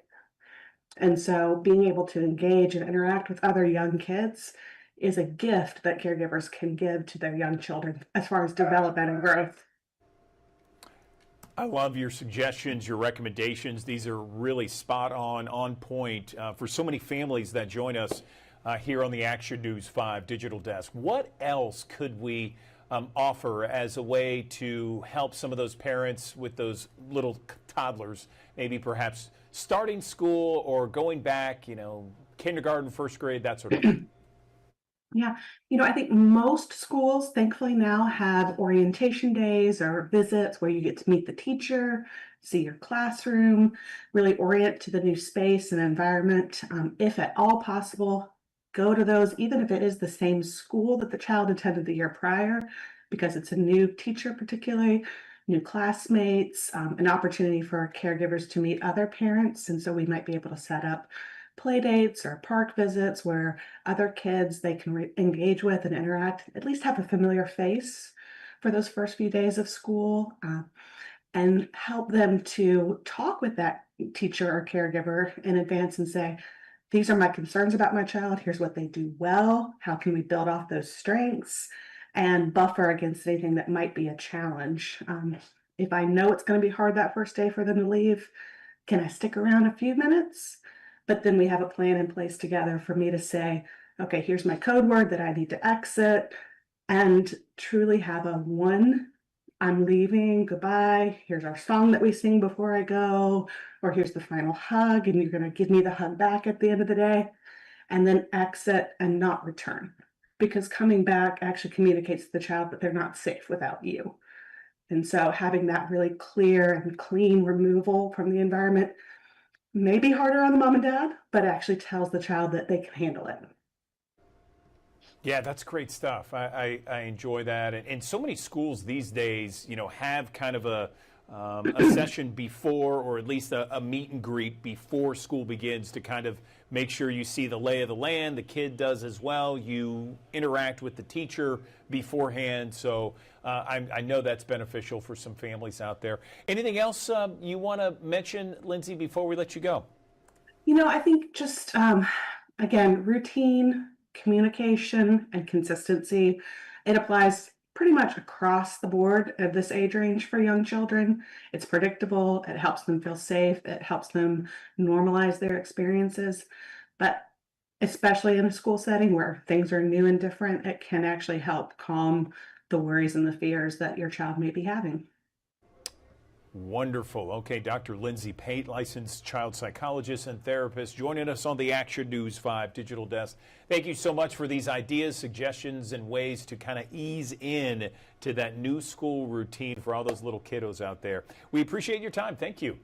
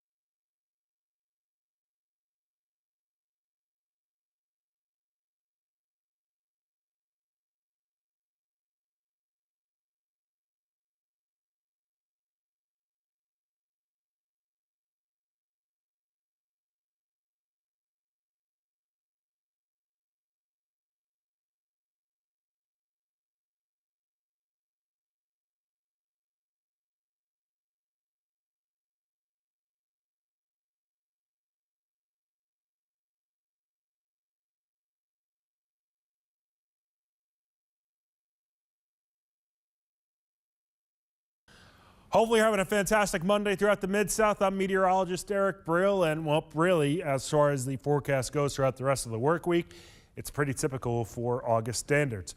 Temperatures for afternoon highs on Monday will climb into the middle to lower 90s, which yet again, that's about where we should be for August standards. Can't rule out a few showers and thunderstorms bubbling on up here during those afternoon, evening hours, but nobody's going to get today confused for being a complete washout of a day, at least widespread throughout the Mid-South. But if you do get caught under one of those showers or storms, you can pick up that quick half-inch worth of rain rather easily and quickly. Rolling into tonight, quiet conditions are expected as Monday does turn over into Tuesday. The feels like forecasts are those heat index values. They will be climbing into the upper double digits and lower triple digits here for the peak heating hours of the day, typically between about 1 p.m. and 6 o'clock in the evening. Nothing out of the ordinary yet again for the Mid-South as far as it being the middle of August, but still a good idea to take it slow out there and make sure you drink plenty of water and take it slow. By 2 p.m., looking at 91 degrees here across the Mid-South, 90 degrees by 5 p.m. Yes, there could be a couple of isolated showers around, but it's not like we're going to see those from beginning to end as far as the afternoon to evening hours are concerned. 91 for Bolivar, 91 at Selmer, 93 in Alamo, and 93 degrees for an afternoon high in Memphis. Over into northern Mississippi, northeastern side of the state, we'll be seeing some lower 90s, middle 90s mixing in from Marks, Mississippi, Clayton, Clarksdale, even over into Tunica, and 92 degrees for Senatobia. Last but not least, northeast Arkansas, middle to lower 90s, 92 for Haytime, Missouri, but 94 degrees is the expected high into Helena, West Helena, with a couple of showers possible during the afternoon, evening hours, but I really don't think it's going to be a washout of an afternoon or an evening at all. Low temperatures rolling from Monday to Tuesday, middle to lower 70s, partly cloudy skies. Might see a stray shower early in the evening, but most of the night is going to be dry. It should be pretty mundane and pretty quiet as well. So I think we'll take that and run with it and be A-okay with that too. Fast forward into Tuesday. So I think we'll be able to gain a degree or two and maybe see just a smidge more humidity. So notice those feel like temperatures, they do bump up truly into the lower triple digits here for the afternoon hours on Tuesday. Still a wise idea to drink plenty of water. Just take it overall slow out there. Utilize the shade and air conditioning when you can, and wear light colored and loose fitting clothing here so this way could keep your body a little bit cooler.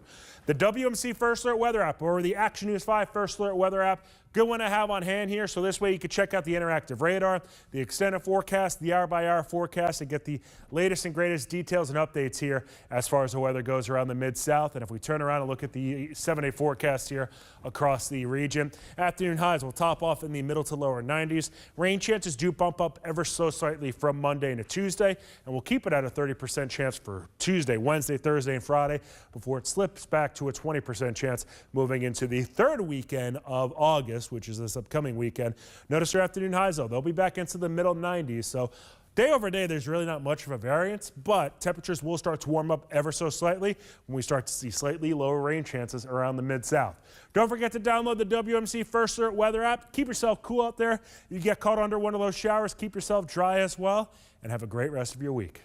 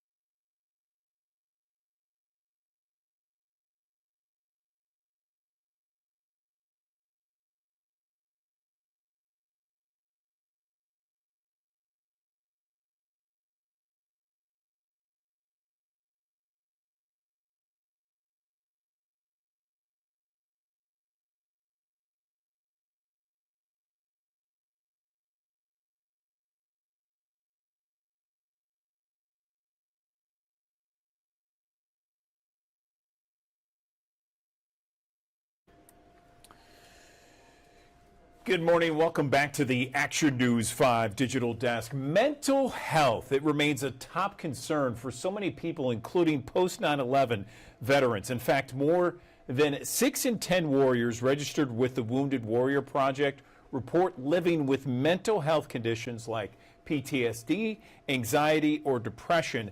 But mental health isn't about veterans or a military issue. This is a human issue, and men oftentimes are less likely to receive any kind of mental health treatment than women in the past year. That's according to the National Institutes of Health.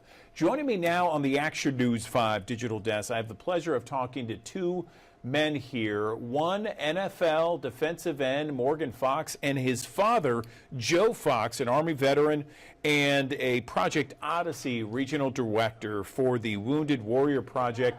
Gentlemen, good morning to you both. First off, Joe, let me start with you and tell me about the mental health challenges that veterans face when they return to civilian life. Good morning. Yeah, good morning. Warriors can face a host of challenges when they return to civilian life.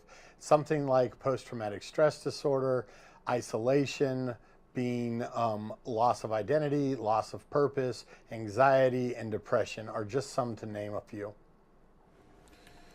Got it. I totally get that. Morgan, over to you. First off, tell me what it was like growing up in a military family and some of the challenges that you saw from your perspective.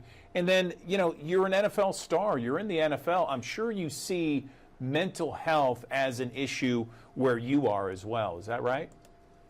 Yeah. You know, at the end of the day, I think Warriors and football players, athletes in general, we all kind of share some commonalities when it comes to mental health.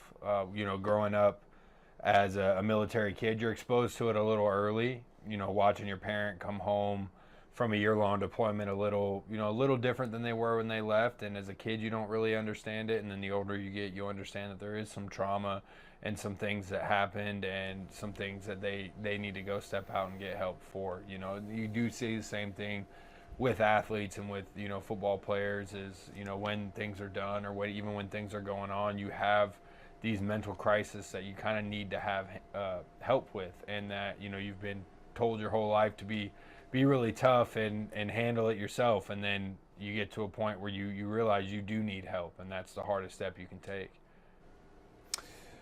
Morgan, thank you. Joe, back over to you. I know I'm very familiar with the Wounded Warrior Project. It's such an outstanding organization. Their mission statement is amazing. Tell us, for our audience, because we have thousands of people who watch us each and every morning, about how the Wounded Warrior Project helps veterans with their mental health. Yeah, so the mission of Wounded Warrior Project is to simply honor and empower our warriors. And so this is done through a host of programs and a host of opportunities for the warriors to connect.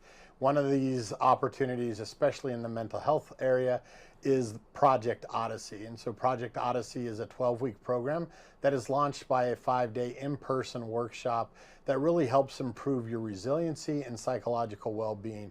And it does this by allowing us to learn positive coping skills to be able to help influence those decisions and those feelings and emotions that we're dealing with when we deal with post-traumatic stress, military sexual trauma, or a traumatic brain injury.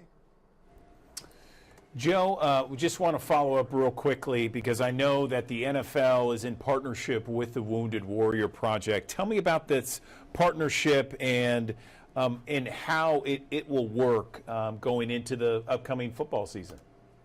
Yeah, so Wounded Warrior Project is very lucky to have a partner like the NFL that has such outreach and such ability to bring attention to not only our veteran community, but to something as important as mental health. And so they do this through a host of ways, but one in particular is their Salute to Service program.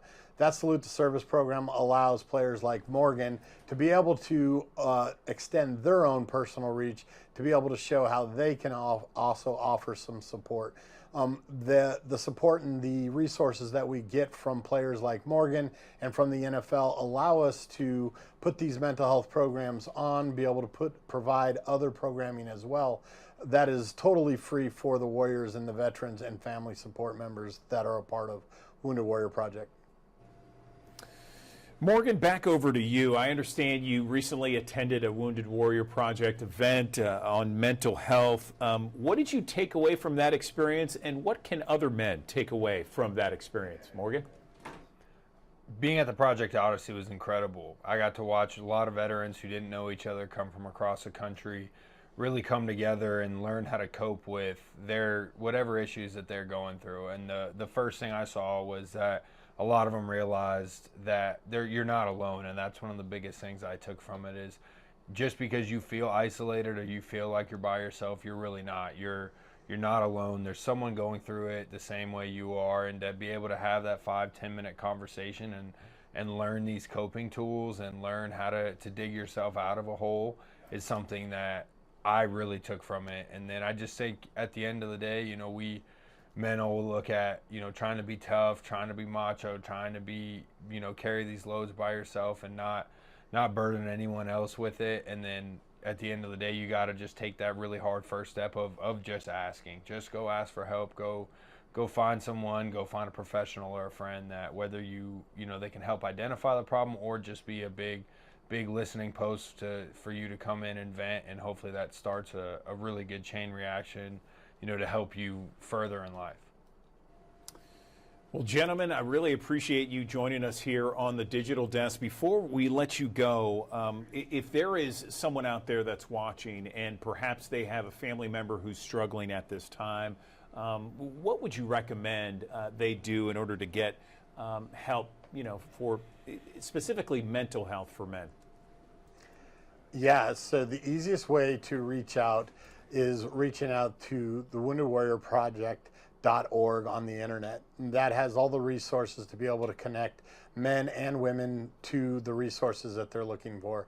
And in particular, if somebody is going through crisis, a loved one, a family member, a friend, a veteran, please reach out to the crisis hotline number of 988 and allow you to talk to somebody immediately and get the care that you need.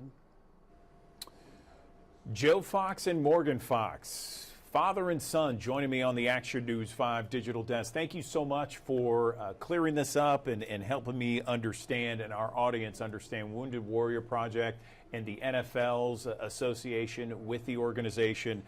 Morgan, congratulations on such a great career. Good luck in the upcoming season. We appreciate you both spending a few minutes with us here on the digital desk. Thank you. Thanks for having us.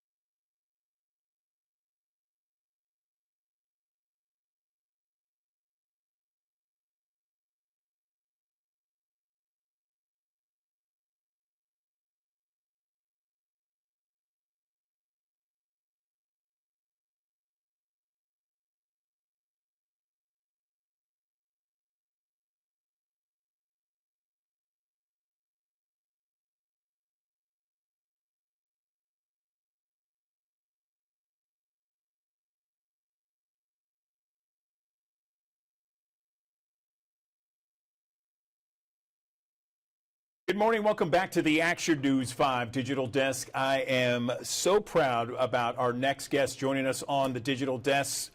College game day analyst Kirk Herbstreit joining us right now to talk about a little college football, hopefully, and then also going to be talking about a brand new docuseries, Kirk. I'm very interested about it. Of course, your special bond with Peter, your golden retriever.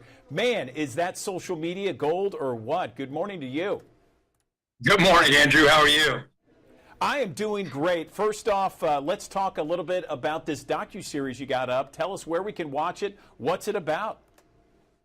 Well, it's called Fueled By. It is a docuseries about myself, and you'll also have a chance to get to know three elite athletes: George Kittle of the San Francisco 49ers, Rose Lavelle, who plays on the U.S. women's national team, and Sophia Wilson, who also plays on the U.S. team. Just a relationship that, you know, me and my dogs, I have 4 dogs total. That's Peter coming down the hill there. That's my youngest, Bo, with the tennis ball in his mouth. They're a big part of my life. I treat them like family members. But you also have a chance to learn about George Kittle, not only the athlete, but the dog owner, why he loves his 2 dogs so much, Rose Lavelle and her dog. So it was a lot of fun to get to know these folks, not only as great athletes, but also, again, as people who love their dogs and look forward to getting back home and seeing those big smiles and just enjoying that relationship. And where can we see this and what time? Yeah, if starting really today throughout the rest of the summer and into the fall, if you go on YouTube and search Pro Plan, you will see these videos. There'll be a new one that pops up every week, and hopefully people will enjoy this journey that we were on. Like I said, the dogs have always been a big passion of mine, and now that I'm able to travel with Peter, I don't know if I'll take Bo, my youngest, or Mitch out this year with me, but having them on the road with me, it's been a real game changer for me. And I know talking with these 3 athletes and so many people really around the country, we all seem to be able to relate to having that bond and that love that we have for our dogs. And so I feel like our responsibility as receiving that love is taking care of our dogs the best we can. And Pro Plan has been a big part of that for me.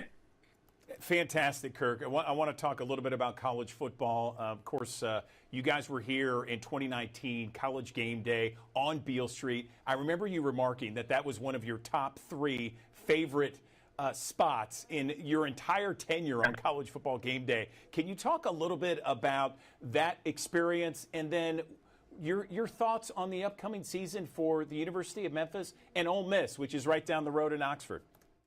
Yeah, we did have an incredible stop.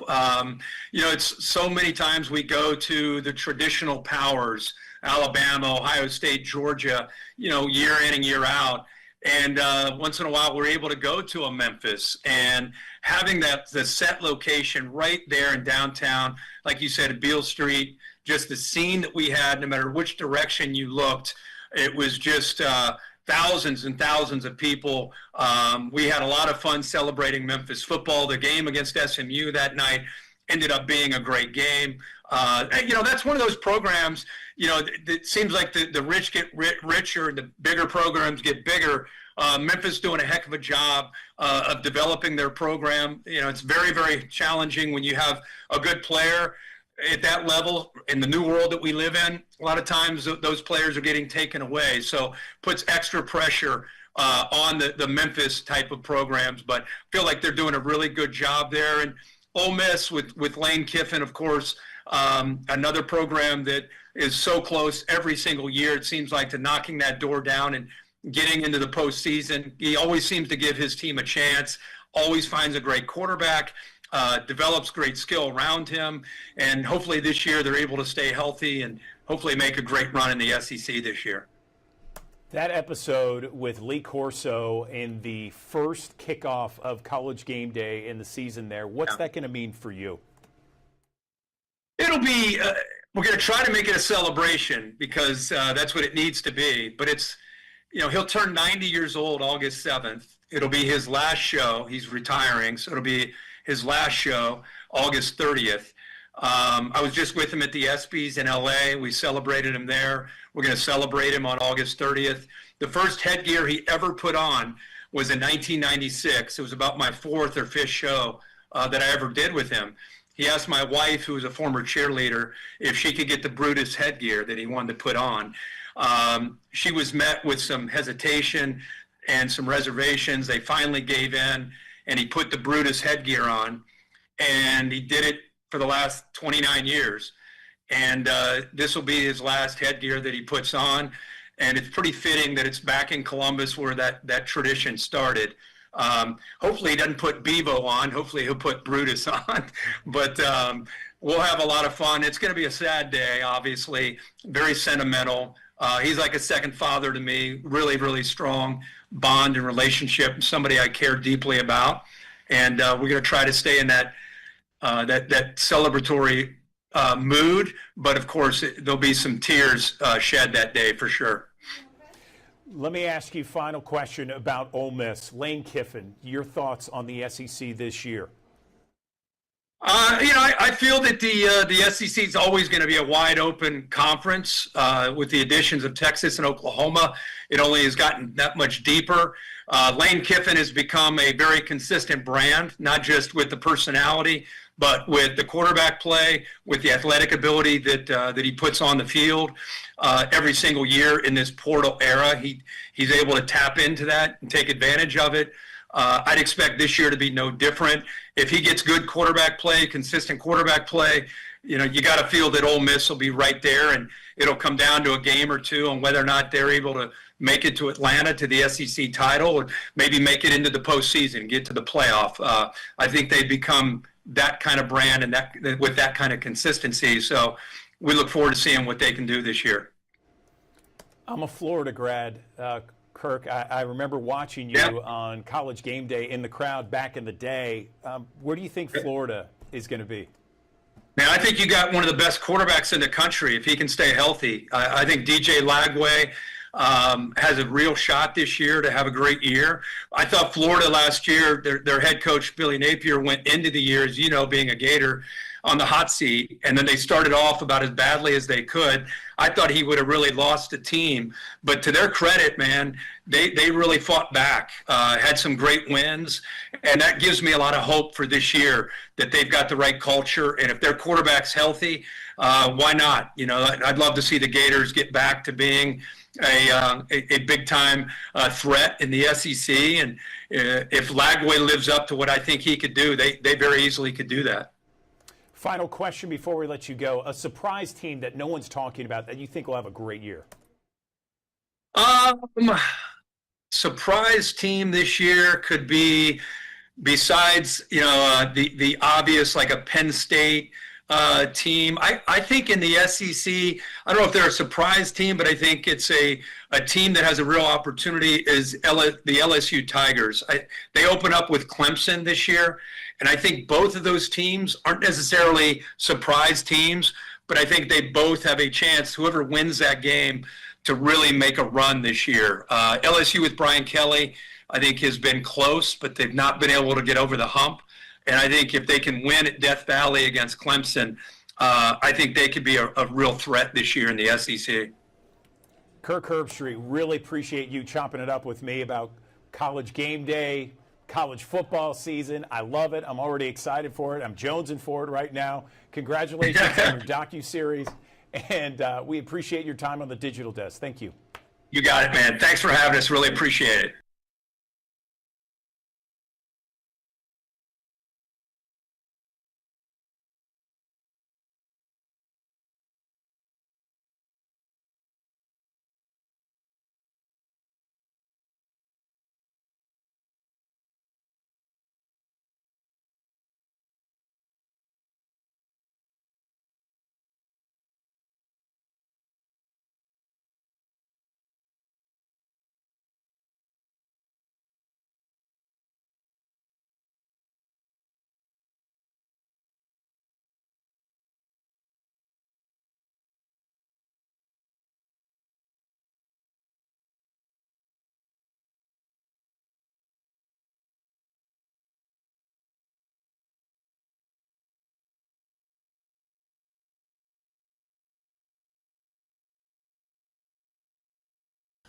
Hopefully you're having a fantastic Monday throughout the Mid-South. I'm meteorologist Eric Brill, and well, really, as far as the forecast goes throughout the rest of the work week, it's pretty typical for August standards. Temperatures for afternoon highs on Monday will climb into the middle to lower 90s, which yet again, that's about where we should be for August standards. Can't rule out a few showers and thunderstorms bubbling on up here during those afternoon, evening hours, but nobody's going to get today confused for being a complete washout of a day, at least widespread throughout the Mid-South. But if you do get caught under one of those showers or storms, you can pick up that quick half-inch worth of rain rather easily and quickly. Rolling into tonight, quiet conditions are expected as Monday does turn over into Tuesday. The feels like forecasts are those heat index values. They will be climbing into the upper double digits and lower triple digits here for the peak heating hours of the day, typically between about 1 p.m. and 6 o'clock in the evening. Nothing out of the ordinary yet again for the Mid-South as far as it being the middle of August, but still a good idea to take it slow out there and make sure you drink plenty of water and take it slow. By 2 p.m., looking at 91 degrees here across the Mid-South, 90 degrees by 5 p.m. Yes, there could be a couple of isolated showers around, but it's not like we're going to see those from beginning to end as far as the afternoon to evening hours are concerned. 91 for Bolivar, 91 at Selmer, 93 in Alamo, and 93 degrees for an afternoon high in Memphis. Over into northern Mississippi, northeastern side of the state, we'll be seeing some lower 90s, middle 90s mixing in from Marks, Mississippi, Clayton, Clarksdale, even over into Tunica, and 92 degrees for Senatobia.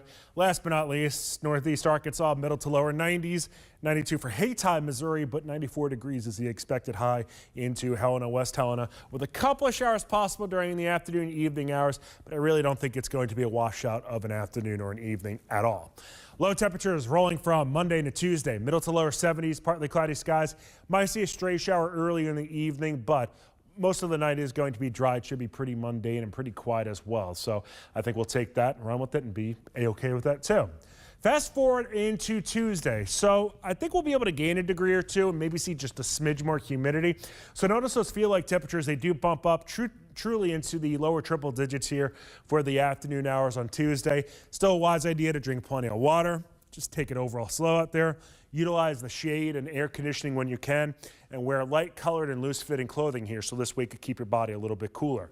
The WMC First Alert Weather app or the Action News 5 First Alert Weather app, good one to have on hand here. So this way you could check out the interactive radar, the extended forecast, the hour-by-hour forecast, and get the latest and greatest details and updates here as far as the weather goes around the Mid-South. And if we turn around and look at the 7-day forecast here across the region, afternoon highs will top off in the middle to lower 90s. Rain chances do bump up ever so slightly from Monday to Tuesday, and we'll keep it at a 30% chance for Tuesday, Wednesday, Thursday, and Friday before it slips back to a 20% chance moving into the third weekend of August, which is this upcoming weekend.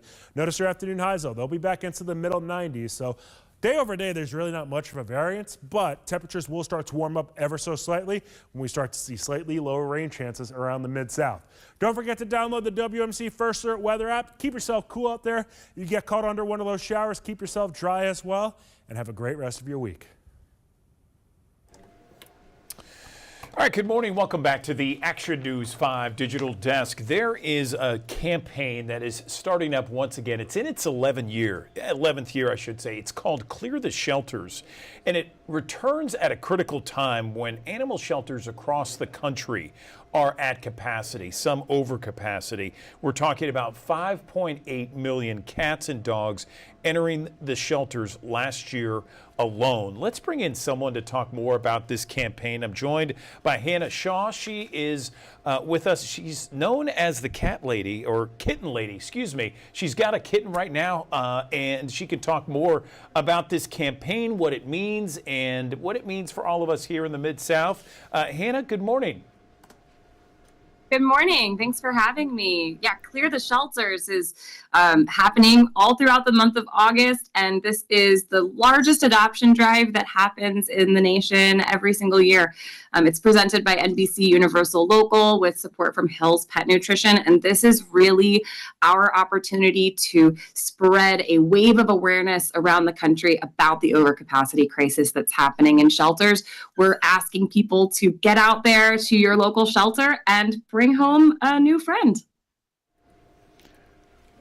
I see that, yes, and that looks like such a great idea, Hannah. But what advice would you give to first-time adopters out there who might be a little bit, apprehensive? Sure. Well, if you love the idea of having an animal, but you've kind of been worried about adopting, I think sometimes people feel like, what if I'm not able to be the perfect adopter and give the perfect home? Unfortunately, new survey data from the 2025 Hills State of Shelter Pet Adoption Report is showing that impulse to want to be perfect is actually preventing a lot of adoptions from happening. So we're asking people to just remember that you don't have to be a perfect adopter. You don't have to know everything or have an unlimited budget. Animals do not need perfection. They just need consistent care and love, and the rest will come with time.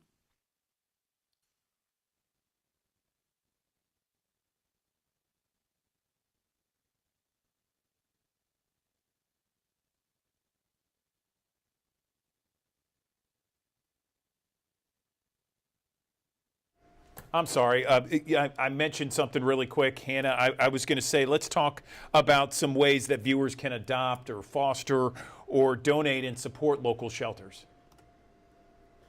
Sure. So if people want to get involved, adoption is the name of the game with Clear the Shelters. We really need people to get out there and find a new companion. So if you've been thinking about adopting and you have a friend maybe who's thinking about adopting, now's a great time for you guys to head to your local shelter. If you can't adopt, fostering is a really good way to help. So, little kittens like Monkey here, they need foster homes. Dogs need foster homes. The thing about fostering is the shelter is going to cover the expenses, and it's a temporary way of helping. So a couple weeks of your time, that can be a big gift to an animal. You can also donate to the Clear the Shelters Fund, or you can even just purchasing the Hills Science Diet food for your cat or dog at home. All of that is also going to support this important campaign of Clear the Shelters. Okay, Hannah Shaw joining us on the digital desk to talk about this important campaign, Clear the Shelters, in its 11th year. We appreciate you taking the time here on the digital desk. Thanks very much. Good luck with the campaign this year. Thank you so much. Thanks for spreading the word. You got it. All right. Thank you. Another live look from our high five camera here as we go to break. It is 82 degrees at 9:34. Let's go to a break, and we'll be back in 1 minute.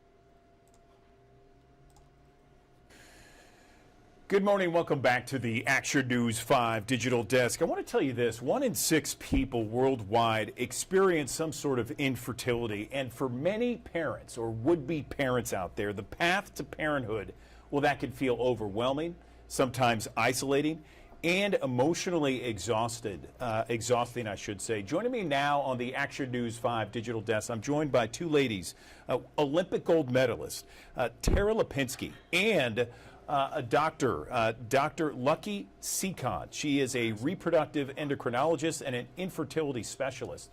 They are joining me on the digital desk to talk about infertility. And Tara, good morning to you. I first want to begin with you.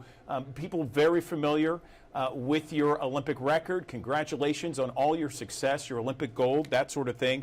But you also had this battle with infertility. Can you tell us about that battle and how you're helping others? Good morning.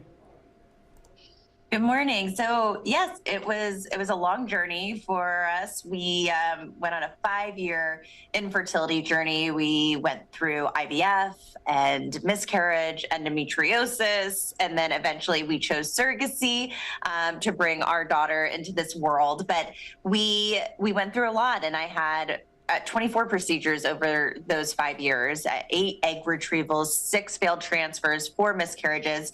So it was a really difficult phase of life.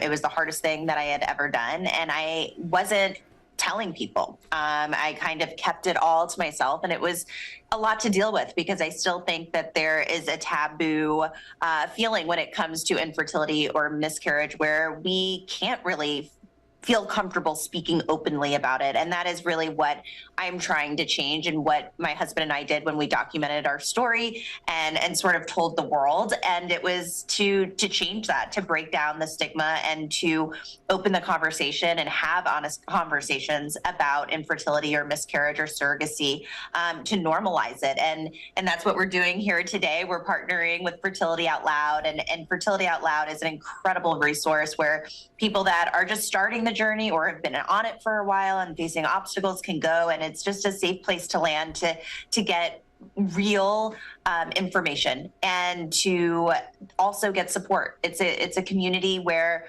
there are so many people experiencing the feelings you're feeling, have gone through what you are going through. And I think when a story mirrors your own, there is a great sense of relief, just feeling I'm not alone.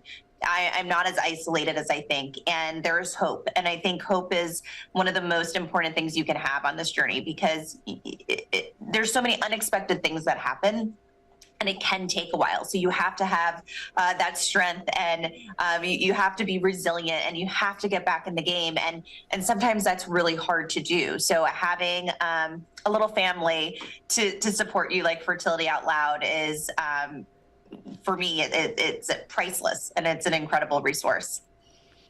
I appreciate you opening up to us, Tara. Thank you so much. Lucky, over to you. I keep on hearing over and over again how infertility is becoming more and more of an issue with aspiring parents. Is there any indication what's causing this infertility? I know a lot of theories are out there. What can you tell us?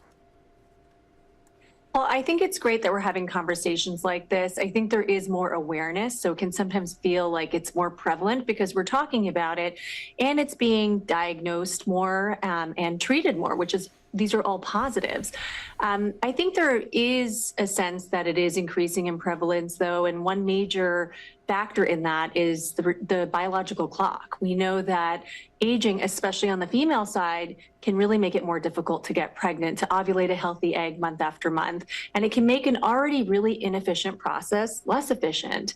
And that's why we give advice like, okay, if you're under 35 and you've been trying for up to a year, it's time to seek help. You don't want to wait too long to see a doctor for testing and treatment.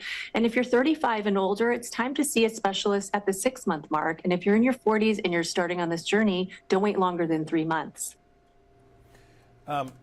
Lucky, let me press a little bit, because I know that there's some parents out there that are watching this that want to have a baby so badly.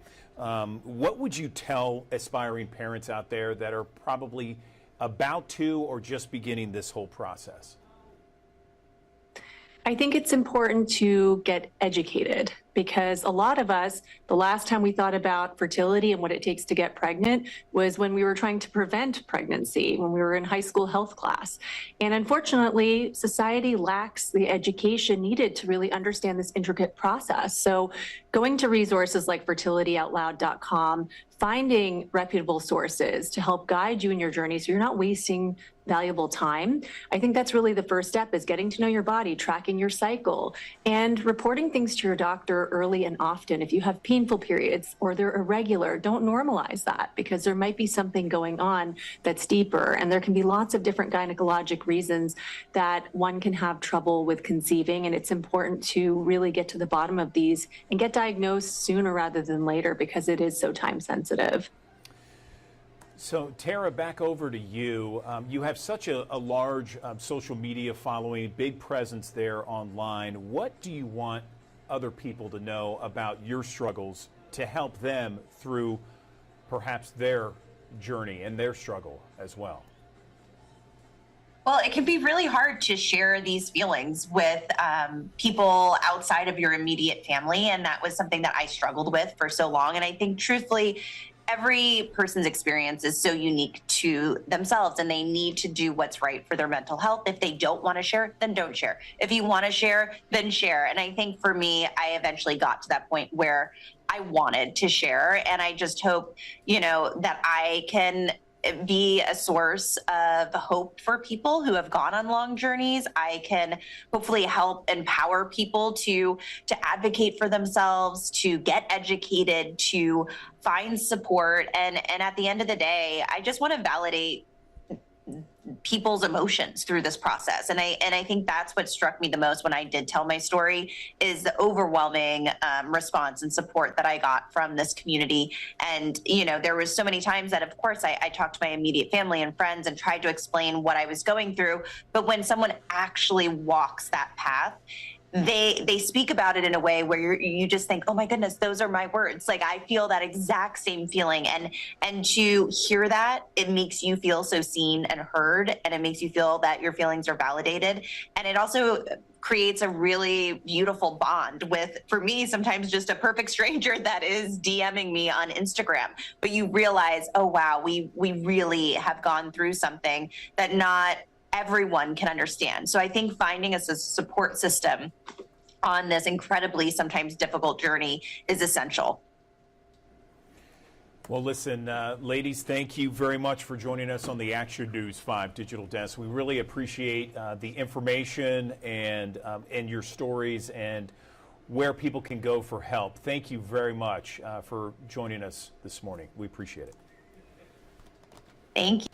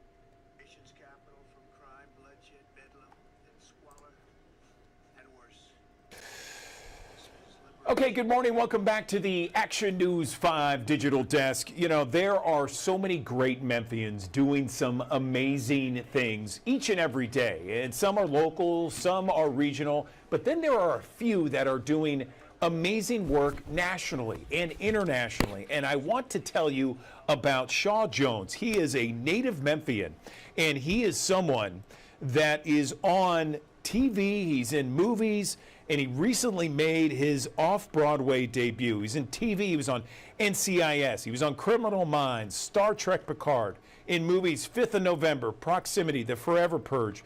Recently made his off-Broadway debut in an original play It's called Wounded, and he has a recurring role on Jimmy Kimmel as well. Maybe you've seen him. Either way, it's just great to see a native Memphian doing great things, and I'm joined on the digital desk by Shaw Jones right now. So, Shaw, let's first talk. It's great to meet you online, by the way, and tell us first off about your Memphis roots and how that propelled you to an incredible, successful career on the stage. Good morning. Good morning. Yeah, it's so good to be here. I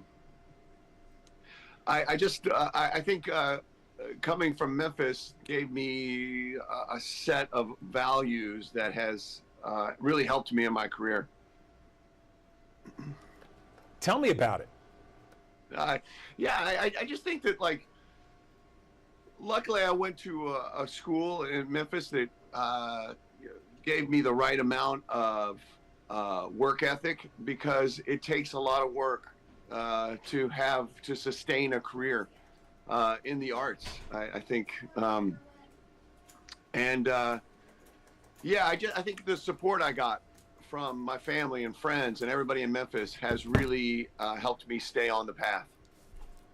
Fantastic. So, we have thousands of people that watch us each and every morning here on our digital channel, the Digital Desk. I'm sure there might be some folks that say, hey, I remember Shaw back in the day. Right. So tell me where you went to high school. What did you do? Did you hang out in certain spots? Take me there. Yeah, I tell you, I went to MUS, Memphis University School for Boys, and I didn't actually do any theater there. I started my theater career sort of in college and after. But I tell you, I think that, going to MUS in my formative years helped me a lot. It helped me to work on focusing on subjects. I think going to an all-boys school was a big deal for me. I certainly played sports, but I think one of the things that helped me the most was while I was in high school, I started boxing. And that really, really helped me in my acting career. I often say that before I step into a room in for an audition where I've prepared, but I don't know exactly what I'm going into, is a lot like stepping into a boxing ring, where I've prepared, but I don't know actually what I'm going into until I step into the room. And I have to overcome fears and mental blocks and sort of go into the ring against an opponent and do battle and come out victorious on the other side, I hope, when I walk into casting rooms. Wow, okay, boxing at MUS. Never knew that. Wow, fantastic. So you have this long career. You've done TV, you've done movies, you have a reoccurring role on Jimmy Kimmel Live. Now you've made this off-Broadway debut. Tell me about how different that is compared to everything else. And was there something in your past, you've been doing this for a long time, that really it's something that you look at as very instrumental in your success? Mm-hmm. Yeah, I think that, like, I've done a lot of film and TV, but especially doing stage in New York, the great thing about stage is it is completely live. Obviously, there's no cuts. Let's do this take again. So it takes an extreme amount of focus, which I find exhilarating. There's no safety nets. Especially in the play I was doing, it was just a two-person play. So, it's really, you depend on your partner to help you if you get lost. But what I love is of acting for the most part is you'll hear a lot is about being in the moment, right? Feeling things and emotions in the moment so that they're real. And that's exactly what I have to do in this play. And if I just stay present in the play, everything comes out of me. So it's just an amazing thing for an actor. I bet. I mean, you explained it very well, talking about how, you don't get 2, 3, or 4 takes on something. You got to do it right then and there, and that's right then, it. Yeah. And you gotta ad lib or live if you don't remember something just right. I mean, it's something that I would think the true actor in everyone really comes out on stage like that. Tell me about some of those things that you look back on in your career and you think, man, I'm really proud of that. Do you have several of those moments? Yeah, you know, one of them really is this play. I'm really proud of the work we did in New York. It's sort of a culmination of everything I've worked on up to that moment. You know, everything that you go through in life, the ups and the downs, and a lot of people don't think about the downs. It's the downs that really gives you depth to your work, and to focus on those and to realize, you know, where that took you. And certainly the character in Wounded, you know, he starts on a very positive path in life and goes to a prestigious school. He goes to Baylor. He has everything in front of him. He's like kind of like a golden child. And through his, you know, decisions and actions, he goes down a darker path in life, which leads to addiction and ultimately jail. And the play starts with him coming out of that and where he's at in his life. And so, you know, I used a lot of darker moments in my life. As an artist, you have to learn to paint with the bright colors of your life and the dark colors. And I think that's what gives a character and a role depth, and makes it interesting, certainly for me as an actor. No question about it. So when you talk to aspiring actors, whether they're from Memphis or elsewhere, what do you tell them to inspire them and to make sure they're starting their journey on the right path? Yeah, well, what I would tell someone, in which I sort of wish someone would have told me, is to ultimately be you. For so many years as a young actor, I tried to interpret what I thought people wanted from me in an audition, in a role. I would think to myself, okay, when I walk in that room, how do they want me to play that line? How should I say that line that I think they're going to like?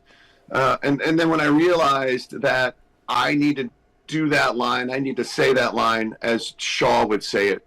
If I would filter it through Shaw's life, that line, that sentence, when I filter it through my life and my experiences, how it comes out, that's the way I need to do it. And when I started doing that is when I really started working a lot more as an actor. So I would tell any young actor to be you and to say it how you would say it, to interpret it. I get a lot of auditions sometimes where they want me to do a couple different takes.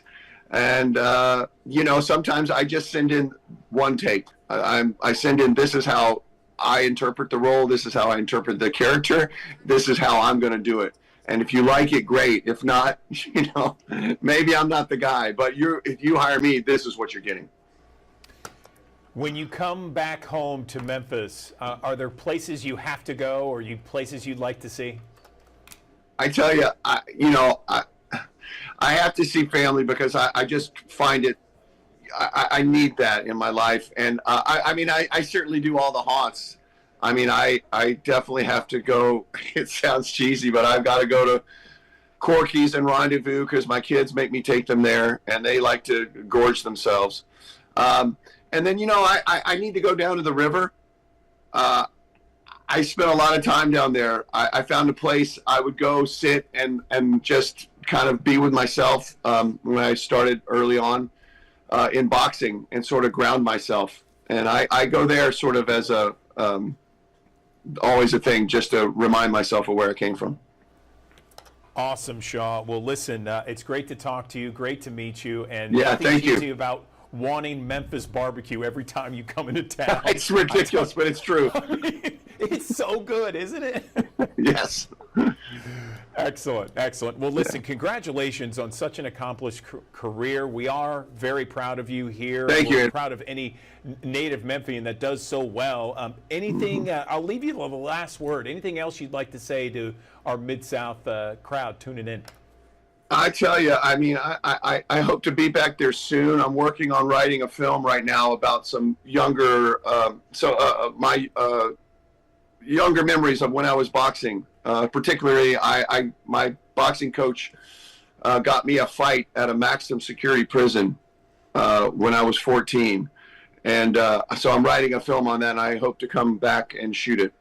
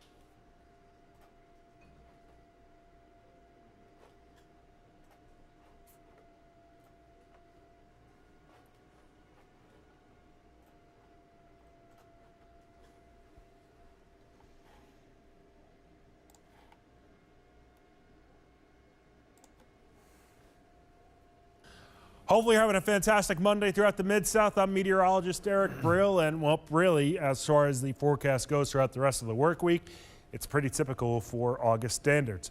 Temperatures for afternoon highs on Monday will climb into the middle to lower 90s, which yet again, that's about where we should be for August standards. Can't rule out a few showers and thunderstorms bubbling on up here during those afternoon, evening hours, but nobody's going to get today confused for being a complete washout of a day, at least widespread throughout the Mid-South. But if you do get caught under one of those showers or storms, you can pick up that quick half-inch worth of rain rather easily and quickly. Rolling into tonight, quiet conditions are expected as Monday does turn over into Tuesday. The feels like forecasts are those heat index values. They will be climbing into the upper double digits and lower triple digits here for the peak heating hours of the day, typically between about 1 p.m. and 6 o'clock in the evening. Nothing out of the ordinary yet again for the Mid-South as far as it being the middle of August, but still a good idea to take it slow out there and make sure you drink plenty of water and take it slow. By 2 p.m., looking at 91 degrees here across the Mid-South, 90 degrees by 5 p.m. Yes, there could be a couple of isolated showers around, but it's not like we're going to see those from beginning to end as far as the afternoon to evening hours are concerned. 91 for Bolivar, 91 at Selmer, 93 in Alamo, and 93 degrees for an afternoon high in Memphis. Over into northern Mississippi, northeastern side of the state, we'll be seeing some lower 90s, middle 90s mixing in from Marks, Mississippi, Clayton, Clarksdale, even over into Tunica, and 92 degrees for Senatobia. Last but not least, northeast Arkansas, middle to lower 90s, 92 for Haytime, Missouri, but 94 degrees is the expected high into Helena, West Helena, with a couple of showers possible during the afternoon, evening hours. I really don't think it's going to be a washout of an afternoon or an evening at all. Low temperatures rolling from Monday to Tuesday, middle to lower 70s, partly cloudy skies. Might see a stray shower early in the evening, but most of the night is going to be dry. It should be pretty mundane and pretty quiet as well. So I think we'll take that and run with it and be A-okay with that too. Fast forward into Tuesday. So I think we'll be able to gain a degree or two and maybe see just a smidge more humidity. So notice those feel like temperatures, they do bump up truly into the lower triple digits here for the afternoon hours on Tuesday. Still a wise idea to drink plenty of water. I'll just take it over. I'll reach out to you. There. Utilize the shade and air conditioning when you can, and wear light colored and loose fitting clothing here so this way you can keep your body a little bit cooler. The WMC First Alert Weather app or the Action News 5 First Alert Weather app, good one to have on hand here. So this way you can check out the interactive radar, the extended forecast, the hour-by-hour forecast, and get the latest and greatest details and updates here as far as the weather goes around the Mid-South. And if we turn around and look at the 7-day forecast here across the region, afternoon highs will top off in the middle to lower 90s. Rain chances do bump up ever so slightly from Monday to Tuesday, and we'll keep it at a 30% chance for Tuesday, Wednesday, Thursday, and Friday before it slips back to a 20% chance moving into the third weekend of August, which is this upcoming weekend. Notice your afternoon highs, though. They'll be back into the middle 90s. So day over day, there's really not much of a variance, but temperatures will start to warm up ever so slightly when we start to see slightly lower rain chances around the Mid-South. Don't forget to download the WMC First Alert Weather app. Keep yourself cool out there. You get caught under one of those showers, keep yourself dry as well, and have a great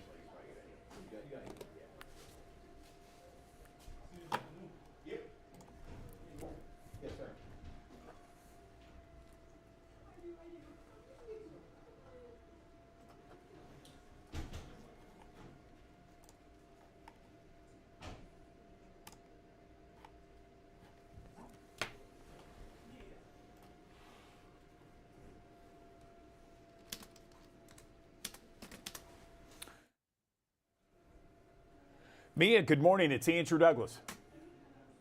Good morning. How are you? I'm doing well. We have about 20 seconds before we come to you. You all ready to go? I think I'm ready. Okay. We'll talk to you in just a second. Okay, sounds good. Thank you.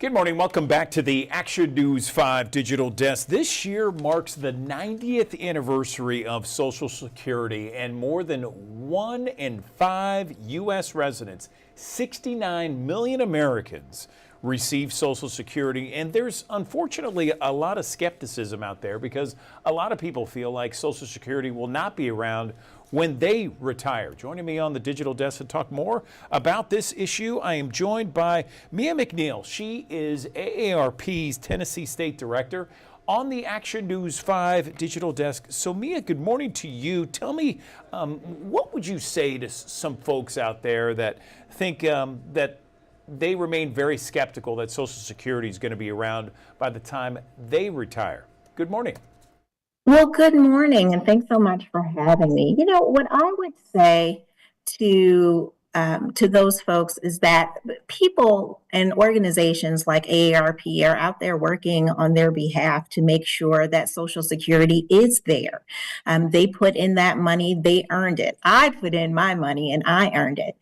So certainly invested in making sure that they get the money that they earned. For a lot of these folks, this is not just something that comes out of their paycheck. This is their plan for retirement. About 40% of our membership have shared with us that Social Security is their retirement plan. So it is how they pay for their prescriptions, how they pay for their food, how they pay for their bills. It's really, really important, and we're going to work our best to make sure that it's there.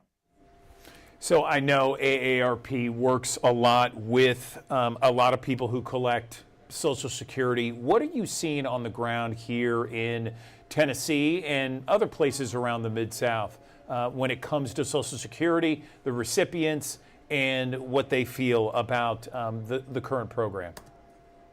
Sure. So we've heard a lot from our members and those who aren't members of AARP because we work on all behalf, on everyone's behalf. But we've heard a lot from folks about the customer service and their concern about customer service, the long hold times, the ability to get to an office if an office has closed in their particular area.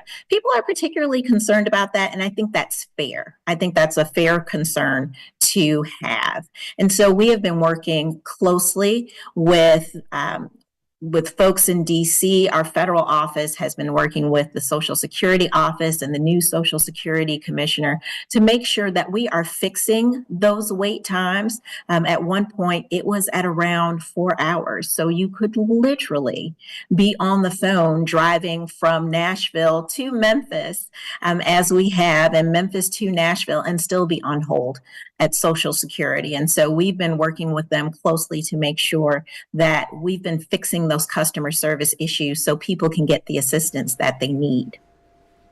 That's great to hear. Now, we understand there's a little bit more than 679,000 Tennesseans that Social Security is their primary source of income. What do you say to people, worried about the program? There's some that there's been very public reports about the rampant fraud within the program. What do you say to people that are concerned about the program overall? Well, I certainly say that, of course, they are fair to have the concerns that they have. And of course, we've heard a lot about Social Security changes and potential Social Security changes, from fraud to customer service. However, I think what people need to know is that we are certainly fighting on behalf of all of you. We are doubling down so that Social Security can become that economic bedrock of retirement of Americans for generations to come. This is not something that's in the past. And so we are working diligently to make sure that people get the money that they put into Social Security because indeed they earned it. And so, what I would tell people is it is certainly fair to be concerned. However, what I would also tell them is to continue to stay educated and involved, follow the process and what's going on. And here at AARP Tennessee, we're always going to share the information that we know from our perspective and from what's going on in DC, so that you know what's going on and you can make the appropriate outreach to your legislators and those who represent you to hear how you feel about the changes that are being made in DC. All right. Mia McNeil, AARP Tennessee Director, joining us on the digital desk. Thank you so much for the info. We appreciate it, and we appreciate all the information you gave us. Thank you. Thank you. All right, another live look from our High Five camera here as we go to break on this beautiful Monday morning, 82 degrees at 10:06. We're back in 60 seconds.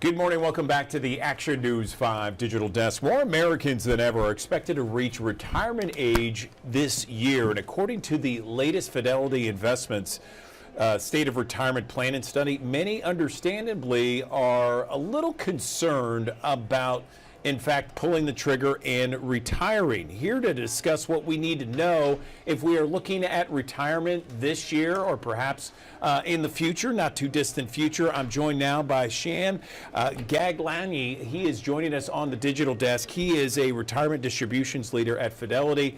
Sham, good morning to you. So what did a new study find about how today's retirees are planning for their retirement? Are they concerned? Are they worried that they need to get out of retirement and go back into the workforce? Good morning. Good morning. Thank you for having me. Most retirees are quite positive about their present financial situation, with over 70% saying retirement is going as planned, and even more say it's been more enjoyable than they expected.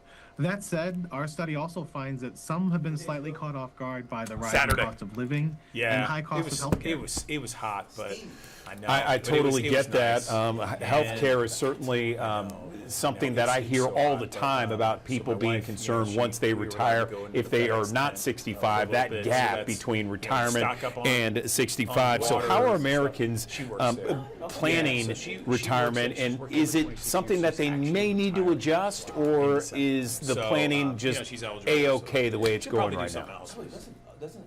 Well, nearly 2/3 of respondents in their planning years have a positive outlook on their upcoming retirement. This is down 7% from last year, which is due in part to the impact of the rising cost of living. Gen X is at the forefront of this drop in confidence, with only 53% feeling like they'll be able to retire on their own terms. This comes as a record number of Americans are expected to reach traditional retirement age in 2025. So that lower confidence about retirement from Gen X can really be traced back to the fact that many are facing preparing for retirement, continuing to care for their children, and aging parents all at once. Okay, so the natural question there, Sham, is how do you get more prepared? How do you get more confident to say, okay, I'm going to retire at this point in the next, 2, 3, 4, 5 years? Most importantly. Yeah, that's a great question. I think most important is having a plan in place is crucial. It's also really important to stick with your plan. So our study found that 92% of Americans feel that financial planning doesn't end when or at retirement least just begins. get, So a ideally, friend you should that has have that, a diversified income plan was where it. essential expenses are covered by guaranteed income sources that keep up with the cost of or with inflation. So we're talking about Social Security and annuities where you're turning part of your savings into a reliable income stream that you'll have throughout retirement. When it comes to discretionary expenses, you should really look to cover those from savings or investment income. So if you need to cut back, this is a place to do it, but you'll still be able to cover day-to-day living expenses. It's also very important to maintain a reasonable asset withdrawal rate. So we recommend targeting an average asset withdrawal rate between 4 and 5% a year. And finally, one of the largest expenses in retirement is healthcare, with a 65-year-old needing $165,000 to cover healthcare costs throughout retirement. It's important for a pre-retiree to have a plan that accounts for how they'll cover future healthcare expenses. So understanding your Medicare strategy and potential expenses related to long-term care can really help gain an understanding of additional healthcare costs that you'll look to include and need to include in your retirement income plan. So, Sham, let me press a little bit on that. I mean, what are you telling your customers? What are you telling the people that you deal with, when it comes to healthcare costs and planning for retirement? I think one of the most important things for anyone at any stage of planning to keep in mind is the sooner you start saving, the better off that you'll be. What's up, so man? Take advantage Good. of time. How was it out there? The more you save and the sooner you Yeah, save, the better yeah. off you'll be when it comes time to put a retirement plan together and be able to fund the retirement that you want to have and retire when you're ready to retire. Anything else we want to mention about retirement and how things have changed? It sounds like the formula, for the most part, going on, is man? essentially the same. I mean, Good. You go out diversify there? investments, You go that out sort there of on thing. Saturday? Anything else that we can talk about with regards to retirement now? You get that poem. Well, there are man. definitely That some was on differences for people between that, today's went out retirees there and worked it. retirees that are coming up. I didn't get that One poem. distinct difference between the groups is today's retirees are the last to report know in it large does. numbers that predictable income sources like pensions are going to be the primary way that they'll fund So I saw their your retirement, quarterback giving whereas the 6 and 10 Americans one finger in their salute to planning the year crowd say there the in biggest Seattle. income streams that they'll have will come from their IRAs and 401ks or other workplace plans. So only about You half just- of you gotta retirees are ignore the saying the same haters, thing though, about their you know? IRAs and workplace plans today. I think the good news here is recent Fidelity data shows retirement savers are building good had a good habits, run there, and they're saving in IRAs and workplace plans at a rate that's close to Fidelity's recommended 15% per year. Yeah. Okay, Sham Gaglani, we appreciate you and everybody at Fidelity Investments for helping us out with this Wait, conversation. who's Thank you. O'Donnell. I think it's. I'm guessing it's O'Donnell. He got all the snaps. He got all the snaps. So Yeah. we'll see. We'll see. Not worried about it right now. Exactly.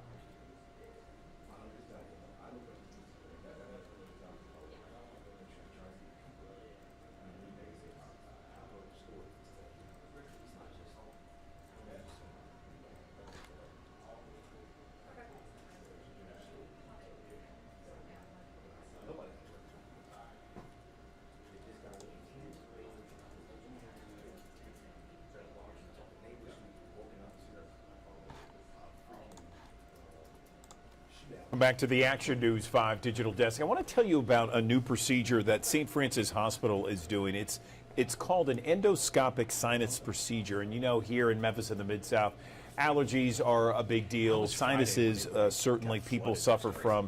And so this procedure really helps people that are dealing with major sinus and allergy problems. Let's bring in one of the doctors that performs this procedure, Dr. Grant Muller. He's an ENT oncology surgeon at St. Francis Bartlett. And Grant, I understand that this procedure is not a surgery. This is a minimally invasive procedure from what I understand. Tell me more about it, and I appreciate you joining on the Digital Desk. Good morning.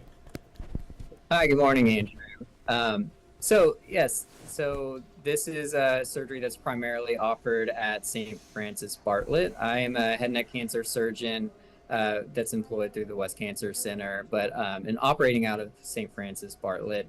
And so this is a surgery, and like you said, it is minimally invasive. Everything is done through the nose. There's no cuts on the outside of the face or anything, and I use very high-powered, high-magnification endoscopes to go through and open up the sinuses to treat sinus disease. But while we've been doing sinus surgery for many years, the thing that we're offering now is something called sinus navigation that I use in the operating room. And so what happens is I'm able to get a very high resolution CAT scan of the sinuses. And that helps tell me exactly the sinuses that I need to operate on to open them to help treat a number of things like chronic sinus disease, growths in the sinuses, or any issues with the skull base. And so when I'm in the operating room, I actually put the CAT scan right next to the screen that my cameras are looking at. And in real time, my instruments are tracking across the CAT scan to show me exactly where I am. And in doing so, I'm able to improve my visualization. I'm able to see behind areas of bone or tissue that I wouldn't normally be able to see behind with my camera. It keeps me safe. It keeps me away from the really critical structures that are in the area, such as the eye, such as the base of the skull where the brain is, the carotid artery, the main artery that supplies the brain, and helps me ensure that I'm clearing out all the areas of the disease effectively, really to give the patients the best outcome afterwards. My understanding, Grant, is that you kind of use GPS technology for this. Tell me a little bit about that, and what kind of patient is the kind of patient that would be suitable for this type of procedure? Yeah, absolutely. GPS is a great analogy because like like you're driving down to the beach or something, you're watching your little blue dot go on the map and track yourself. My instruments are being tracked along the CT scan, so I know exactly where I am at all times. The sinus registers within a millimeter of where I am, so there's very little room for discrepancy. So it really does keep you safe, and the data and the literature really supports that. As far as the patient that is perfect for the surgery, overall, the main type of people are patients that have chronic sinus disease, which, as you kind of alluded to, is a real issue down here in the Mid-South with all of the pollen and allergies that we experience. And ideally, it's a patient that has tried what we call adequate medical therapy, things like topical nasal steroids such as Flonase or sinus rinses such as a Neti-Pot or Navage, and they're still just having symptoms despite all these different medications. And so then we go in and these patients become surgical candidates, and we open up those sinuses to really widen what's called their natural drainage pathways to help them drain the kind of purulent, the pus and mucus that gets trapped in the sinuses, and also provides a way for us to really deliver those medications more directly to the sinuses to really get them a relief. Does insurance pay for something like this? How does that work? Yeah, absolutely. So insurances do cover this. This is something where if insurance will cover it if you've tried medical therapy. Generally, a medical therapy is a trial of about 3 to 4 weeks. And if you are still having symptoms after about 3 to 4 weeks, then you would be a good candidate for a sinus surgery. It's really an incentive for insurances to pay for this because chronic sinus disease is such a burden on the healthcare system. There's about $60 billion annually spent on chronic sinus disease. Wow. And so it really does fill up our urgent cares, our emergency rooms, and patients that actually do have surgery sooner have less healthcare utilization. They're having less prescriptions. They're having less procedures overall. So it is actually within their financial interest as well to cover this. So if someone's interested in this, because it sounds interesting, it sounds new, cutting edge, groundbreaking, Grant, how do people find out more about this? Yeah, absolutely. Like I said, I'm employed primarily through the West Cancer Center. Much of my interest is in head and neck cancer surgery and reconstructive surgery, but I am an ear, nose, and throat doctor by training. And so I do general ear, nose, and throat surgery as well. So if a patient is interested and wants to see me for a consultation, I am at the Wolf River campus for West Cancer Center twice a week, and I'm happy to see patients here that can be scheduled through our website or by contacting the West Cancer Center. Okay, and if someone wants to know about this specific thing, can they go to St. Francis Bartlett or St. Francis's website? I mean, is there stuff online? Not that I'm aware of. So right now, this is something that we're still getting off the board. That is certainly something that we're working towards, is getting that information readily available to patients. There's of course a abundance of information available online as long as you're looking at the correct sources. But I'm also happy to talk to patients extensively about kind of the advantages of this type of surgery. Okay, great. Well, listen, Dr. Grant Muller, we really appreciate your time on the digital desk and this information about this new endoscopic sinus procedure. It sounds like it could give relief to so many Mid-Southerners out there. We appreciate your time. Thank you. Absolutely. Thank you, Andrew. Have a good day.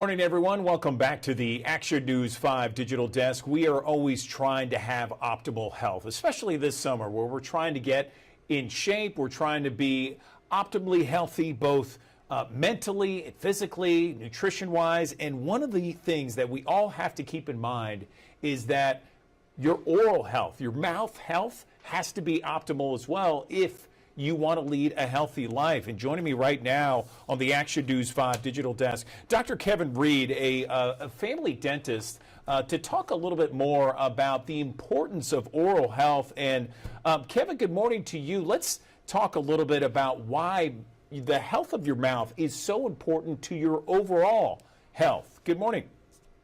Yes, Andrew, thank you. Listen, we all know about how important it is to have our teeth, right? We love our smiles. But what they've come up with in the last 10 to 15 years is the link between your teeth, your gums, and the blood supply that's going to your oral cavities and the rest of your body.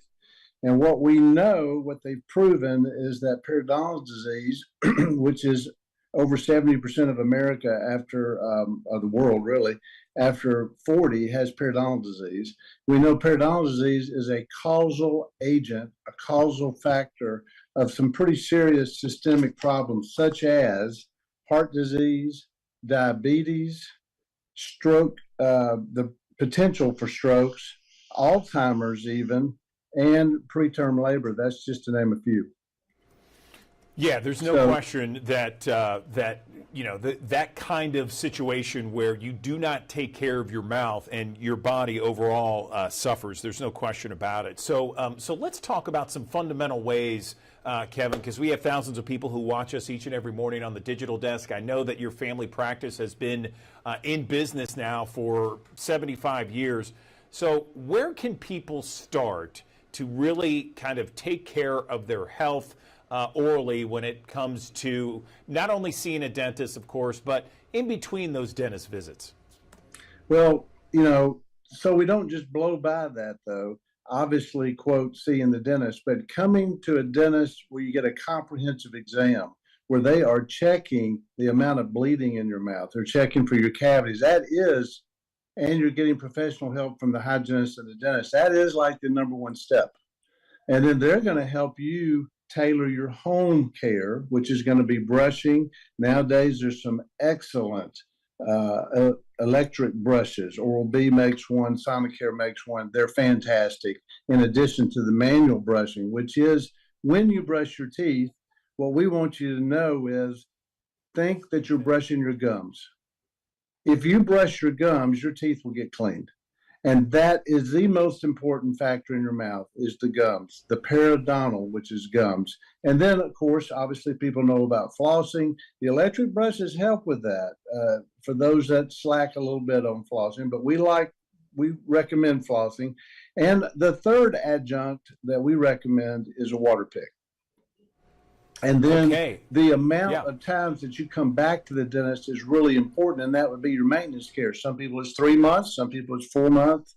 A healthy periodontal situation would be 6 months. Let's talk about certain foods that you see in your practice that get people in trouble when it comes to their mouth, the oral care, that sort of thing. Well, here is a very simple rule that we preach every day in our practice and have for 30 years. They've done studies about the amount of sugar that is retained in your saliva. And so let's be clear about one essential rule, and that is cavities can only start by sugar. So every time I have something with sugar, a lot of times it's liquid. It could be my coffee. It could be the morning Coke.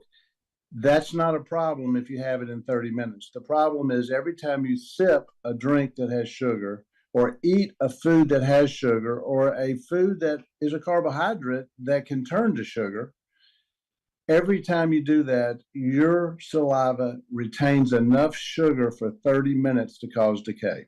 So then when you put on top of that whatever your genetic makeup is, if you happen to have hard teeth, that may not be as big a factor. But if you've got softer teeth, that's a huge factor. So sugar is the number one element. We call it the 30-minute rule. Just remember, every time you have sugar in any form, it's a 30-minute rule. It's going to be in there for 30 minutes. So if you do that all day, you're bathing your teeth. And that is really the number one thing, is sugar. Now, I tell our patients, don't worry about your meals. Breakfast, lunch, dinner, have sugar. It's not a problem. Because what do we know? Even if you don't brush, now if you went and brushed, it would be gone, right? But if you don't brush right after the meal, we know it's going to be gone in 30 minutes. So the number one way to take care of your teeth is regular visits, but eliminate sugar between meals. You can use fake sugar. I'm not going to speak to whether or not fake sugar causes other problems. That's beyond my expertise. But fake sugar does not cause decay. Yeah, no, that's good advice. Sugar causing cavities, that's huge, Kevin. Thank you. What about oral cancer, and how prevalent is it? Ways to prevent it, that sort of thing. Again, we go back to the same theme. That is one of the most important things we're going to do in your checkups. Your initial checkup, your follow-up maintenance checkups, we're going to be checking, and the best way to check for oral cancer is visually. And we do palpate and we look at the tongue and different areas that you can't see. But visually is the number one way. There are other devices out there that can shine a light, that can show areas of concern. Certainly, if we see an area of concern, we send you to an oral surgeon and they do biopsies. You want to eliminate things that potentially cause cancer. And let's talk about such as smokeless tobacco, such as regular smoking, cigars, cigarettes, that sort of thing. Let's go to the prevalence of oral cancer. It is on the rise. It has become a very significant health risk. I've been doing this 43 years. I know. I only look like I've been doing it 35. But I've been doing this 43 years, and the amount of cancer that we saw 40 years ago was nothing compared to the amount that we see now and send into people. Roughly 60,000 new cases in the United States occur every year. That's a lot. So oral cancer, big, big concern. Where do people make the biggest mistakes, Kevin? You know, I think it gets back to regular care. I think the biggest mistakes are the perception that if I, as an individual, look in my mouth and I don't see anything and I don't feel anything, that everything must be okay. Unfortunately, by the time we see or feel, it's probably gotten to a point that now we're in more serious problems such as root canals, crowns, or extractions. So I think they get in the mistake of not doing the daily maintenance and not doing the however much you need to do during the year, 1, 2, 3, or 4 visits with a dentist. I think that's the biggest mistakes, and too much sugar. People don't understand about sugar. You know, again, I go back to that. People would say, well, Doc, I only have 1 Coke a day. I go, that's fine. How long does it take you to drink your Coke? Well, I keep it on my desk and I have it all day long. So it's not quantity, it's frequency. And so I think sugar, I think lack of daily care, I think lack of regular maintenance visits with your dentist. That's the 3 big areas. That's great. I appreciate that. 3 big bullet points right there. Anything else before we let you go, Kevin? This has been very informative for our viewers. Well, I would just encourage you to find a dentist, Google them. We've got a fun documentary you can see about our practice, but there's 8,000 dentists in Shelby County, and they're great. And so find a dentist, find a dental home that fits you. Maybe it fits your insurance, whatever it needs to be for you to be able to use that plan. And let's go there. Let's let them guide you in your personal home care. And I think that's where you go. I think that's what you do. All right. I appreciate it. Dr. Kevin Reed with Reed One more Family thing. Dentistry. One more. Yeah. One more thing, Andrew. Okay. I did forget, and I don't know where I stand on this, but I want to bring it up. One of the things that's in the news right now is taking out fluoride from the water. And I didn't mention fluoride. I should be a dentist. I should say absolutely don't do that. What I'm going to tell you is after 18 to 20 years of age, fluoride in the water does nothing for your teeth. It does nothing for mature enamel. It's for children, okay? So there could be some argument. Maybe there's some scientific evidence that we didn't used to have, and maybe there's some reason why that could sometimes happen in communities. But what is there, what we've been using for 20 years, is we put fluoride on your teeth now, even as adults, and it's 22,000 parts per million, and it actually incorporates and strengthens the enamel. We didn't used to have that until about 15 or 20 years ago.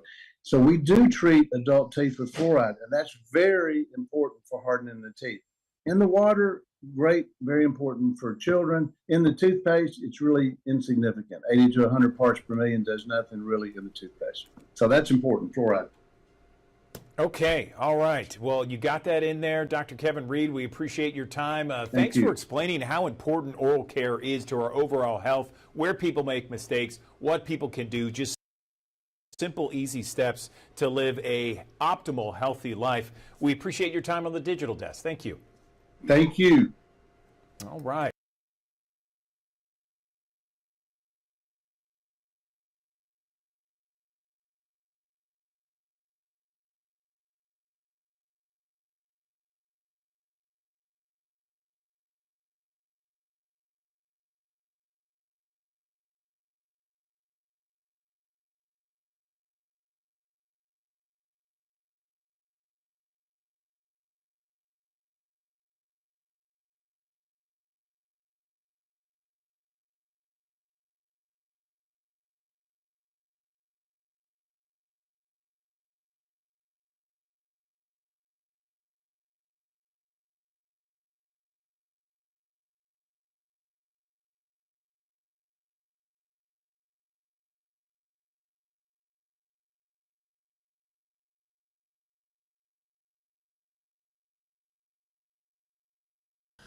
Hopefully you're having a fantastic Monday throughout the Mid-South. I'm meteorologist Eric Brill, and well, really, as far as the forecast goes throughout the rest of the work week, it's pretty typical for August standards. Temperatures for afternoon highs on Monday will climb into the middle to lower 90s, which yet again, that's about where we should be for August standards. Can't rule out a few showers and thunderstorms bubbling on up here during those afternoon, evening hours, but nobody's going to get today confused for being a complete washout of a day, at least widespread throughout the Mid-South. But if you do get caught under one of those showers or storms, you can pick up that quick half-inch worth of rain rather easily and quickly. Rolling into tonight, quiet conditions are expected as Monday does turn over into Tuesday. The feels like forecasts are those heat index values. They will be climbing into the upper double digits and lower triple digits here for the peak heating hours of the day, typically between about 1 p.m. and 6 o'clock in the evening. Nothing out of the ordinary yet again for the Mid-South as far as it being the middle of August, but still a good idea to take it slow out there and make sure you drink plenty of water and take it slow. By 2 p.m., looking at 91 degrees here across the Mid-South, 90 degrees by 5 p.m. Yes, there could be a couple of isolated showers around, but it's not like we're going to see those from beginning to end as far as the afternoon to evening hours are concerned. 91 for Bolivar, 91 at Selmer, 93 in Alamo, and 93 degrees for an afternoon high in Memphis.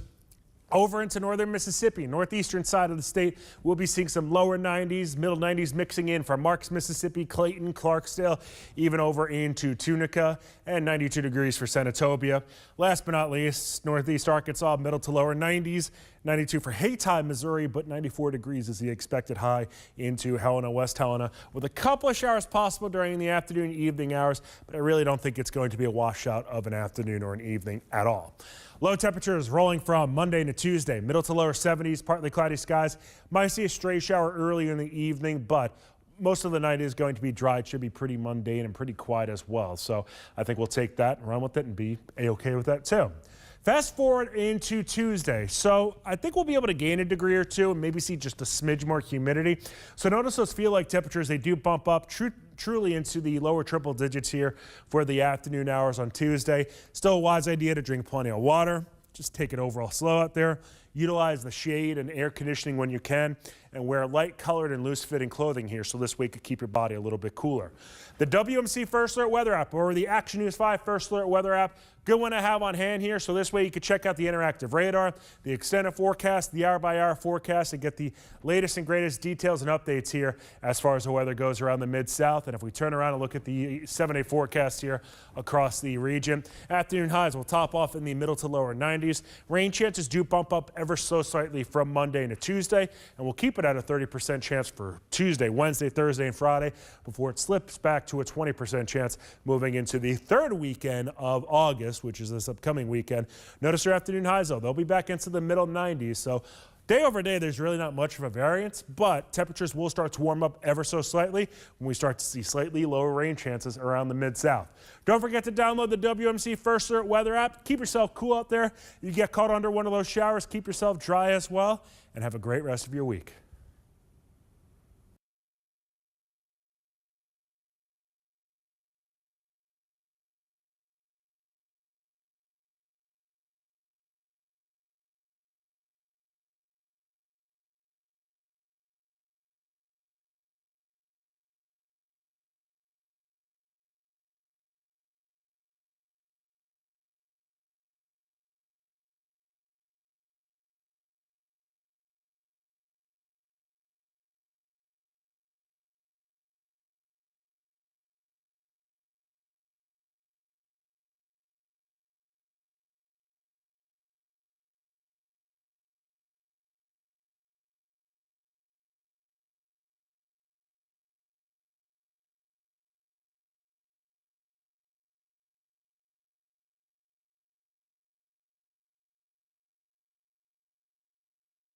Good morning. Welcome back to the Action News 5 Digital Desk. There is an Ole Miss professor that's part of a study that was just published in the Journal of American Medical Association. The study found that there is a 500% plus spike in nitrous oxide deaths. Nitrous oxide, of course, is known as laughing gas, and the alarming spike happened between 2010 and 2023.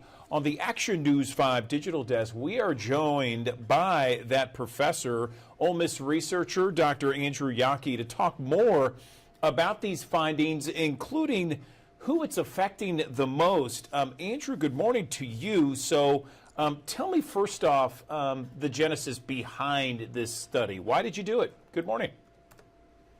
Yeah, good morning. Thank you for having me on. And so my colleague Rachel Hoopsick and I wanted to study the mortality rate behind nitrous oxide because we've been noticing poisonings and deaths starting to increase. And so using CDC Wonder mortality data, we figured out that between 2010 and 2023, like you said, deaths from nitrous oxide mortality have increased nearly 600%. It's a crazy number and something that surprised me when I was reading about it. So in 2010, and correct me if I'm wrong, 2010, 23 deaths, 2023, 156 deaths, a 578% increase over time. Why is this happening? Any idea? What did your study find on that? Yeah, I mean, we really don't know a lot about the epidemiology of nitrous oxide misuse in the US. A lot of our data actually comes from the United Kingdom. And so one kind of causal influence that we're trying to figure out is why is this happening? But some hypotheses are that Some of these products are being marketed towards young people with great flavors, great packaging, much like big tobacco did back in the 90s and 2000s. And so really the availability of these products, easily accessible on Amazon still. I actually checked this morning. There's no ID requirements behind these products. And so really a lot of these products, a lot of these companies are really getting away with distributing these products to youth. And I think it also speaks to a lot of the youth don't feel that nitrous oxide is dangerous until an unfortunate case happens. You know, it reminds me, Andrew, of what we saw over the last 10, 15 years with regards to Chinese vaping, Juul, fentanyl, and some of those deaths associated with that. A lot of people are concerned about some of those vapes that are directly from China. Are these new canisters of laughing gas, are they, and I know based upon some of the research I did here, is that some of those canisters have different flavors that are more enticing to young people. Are they from China? Is this perhaps something that may be laced with something?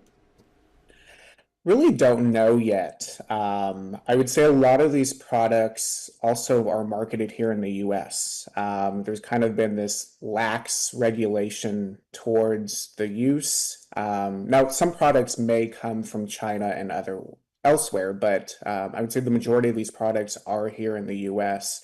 And that's really very surprising because, again, we're trying to reduce substance use, but again, these products are really flooding the market and causing significant deaths. Yeah, I'm seeing how the FDA has a warning list out of 15 products, and their flavors are like blueberry, cotton candy, bubble gum, mango. You know, it's pretty obvious what they're trying to do, and it's kind of infuriating as a parent to see this kind of stuff.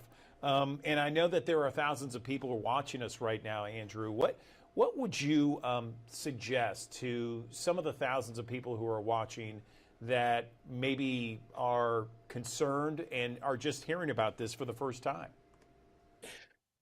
Yeah, and actually, I learned about these products from my students, and I was infuriated because these products have no public health benefit. These have no medicinal value. And again, when I think of laughing gas, it's you're going to the dentist's office, but these are very small amounts being used by trained professionals. And we've spoken to parents who have actually lost their sons and daughters to nitrous oxide poisoning. And I'm not for drug bans, but these are products that technically should never have been marketed, never been on the market. So what I encourage parents to do is become more aware, really investigate into research, and maybe contact their local representatives. Again, these are products that should have never been marketed. So what we're trying to do is really investigate the risk factors, but then also try to prevent these from getting into the hands of youth.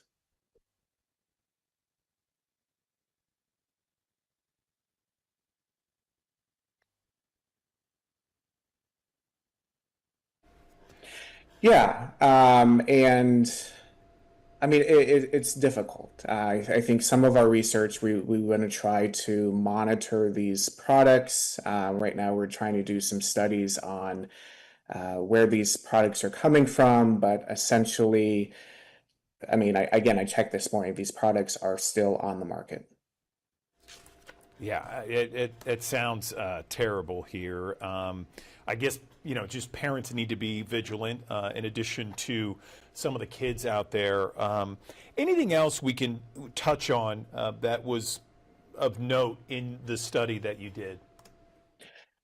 For me, I think no one should be using nitrous oxide recreationally. I mean, two of the main kind of health problems are hypoxia, so you cut off oxygen to the brain. There was actually a recent report, someone got frostbite in their mouth. These are products designed not for recreational use. And so what I would love to see is more community gathering, more attention to this problem, because I feel like there's been some isolated incidents and then it just kind of goes away. But our research shows that this product is definitely not going away. And when the new data comes out, we're going to be looking at to see if there's been also an increase from 2023 to 2024. So yeah, I would really think that these products should never be marketed, and really, again, to prevent future initiation for youth. I also saw where doctors say nitrous oxide overuse can rot the hippocampus. Hippocampus is a part of the brain that is about memories and recalls and short-term and long-term memories, that sort of thing, in addition to everything else you mentioned with oxygen to the brain, that sort of thing. That new information, when does that come out? You said 2024 numbers are about to come out. When does that come out? And hopefully you can join us on the digital desk with that information.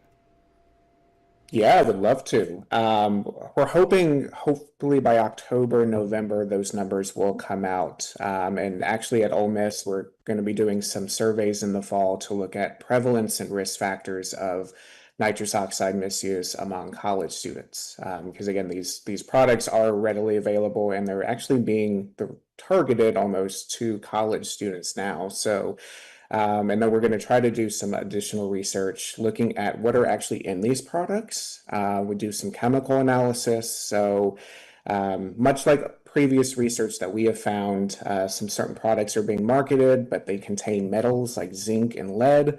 I imagine that these products are just not gas. They're gas and something else. So this is definitely a fruitful area for research that we are continuing. But again, we're trying to get those numbers and then also work with collaborators overseas. Okay, Andrew Yockey joining us on the digital desk, an Ole Miss researcher who was a part of a study just published in the Journal of American Medical Association about a 578% spike in nitrous oxide deaths from 2010 to 2023. Thanks for coming on the digital desk. And as I mentioned, Andrew, please come on with some updated information. We'd love to talk to you about that and get the word out about the problems and the dangers and warning signs when it comes to nitrous oxide. We appreciate your time. Thank you. Thank you. Good morning. Welcome back to the Action News 5 Digital Desk. Well, if you've stepped outside, you know that the heat is on this summer in Memphis. To the Action News 5 Digital Desk, we've heard so much about no tax on tips. It was actually signed into law in the big, beautiful bill that President Trump signed earlier this month. But what does that mean for the tens of thousands of service workers all across Memphis and the Mid-South? And who's eligible? How much money could you save? And how do you keep track of it all? Well, these are all great questions, and I'm happy to be joined on the Action News 5 Digital Desk by Memphis employment attorney Alan Crone joining us once again. So, Alan, I know that you probably get a lot of questions with regards to this issue. Where do we begin on this? What do you tell some of those clients, perhaps people who call you and ask, hey, does no tax on tips apply to me? Good morning. Good morning, Andrew. Thank you for having me on. I'm glad to be here. Yeah, let's get right to it. I mean, basically, no tax on tips applies to anybody who gets tipped, whether it's restaurant service workers, valets, anyone like that who receives tips. There's also no tax on overtime. So that's a big benefit for some of those same workers who work overtime. Might be eligible for time and a half. There's no tax on that. Of course, that's a much larger universe of folks. So, the big, beautiful bill for working people was beautiful because this is going to save real working people money from taxes and hopefully will, now, you mentioned, keeping up with it. Now, you got to keep up with it. in case you're ever audited, because there is a cap on it. It's about $25,000 of tips, so you're taxed on things above that. But it is a good step forward for working class Americans, I think. Okay, good to know, and thank you for weighing in on that. I was going to ask about a cap. Is there a cap on something like this? And what do you recommend, Alan, as the best way to keep track of these tips and overtime as well? Well, we're all walking around with more computing power in our phones than that was used to send folks to the moon back in the 60s. So there are all kinds of apps out there where you can, log your tips at the end of your shift, so to keep track of it all, so that when it's time to go to do your taxes, you can provide all of that to your tax preparer. Sometimes if you're paid by credit card, the company will give you a record of that as well. And the last thing is, it's old school, but there's nothing that replaces a good spiral bound notebook. You can get them in all kinds of sizes and just keep track of it that way. I would imagine, most of my clients who are restaurant workers, for example, they keep track of it pretty much as you go, and make sure you're keeping track of the tips that you keep. Some, in some situations, you may, if you're a waiter or waitress, you may split your tips with the bus folks or, someone else in the facility. And so make sure you're only you're keeping track of all of that, so that you don't, you're not getting taxed on money that you didn't actually receive because you paid it out to someone else. So let me ask you, you mentioned it just briefly. Is there a cap? Is $25,000 the cap on this? Yes, 25,000 is the cap. So anything above that, you'd be taxed on regularly. Okay, got it. And so essentially, you're saving an individual who's in the service industry, gets tips, whatnot. I mean, how much are they going to be able to save? Is it ballpark? Well, it depends on the tax bracket, but anywhere from a third to 25% of that 25,000. If you hit the top. Andrew, your producer, told me there would be no math, so I don't want to do that math in my head, on the fly. But someone can do that, and that's thousands of dollars. I mean, for most of my clients, $3,000, $4,000, $5,000 in savings is a huge amount, and so I think it's a great thing.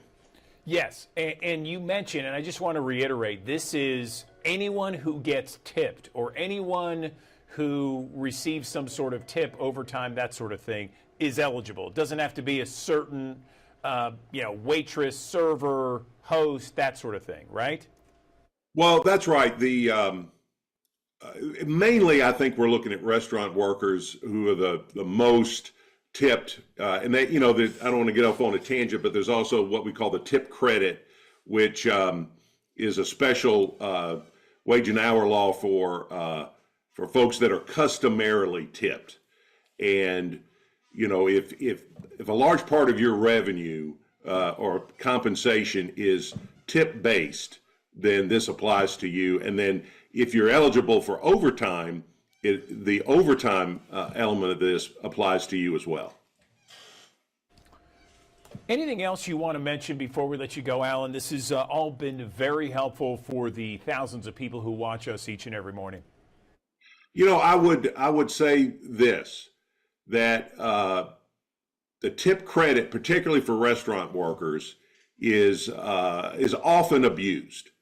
And so if you feel like if someone feels like they're sharing tips with people they shouldn't be sharing tips with, or you're not getting credit for all your tips, then you ought to go see the Department of Labor or an employment lawyer about that because as people who are subject to it, and I'll tell other listeners and watchers too, most waiters and waitresses are paid $2.13 an hour plus tips.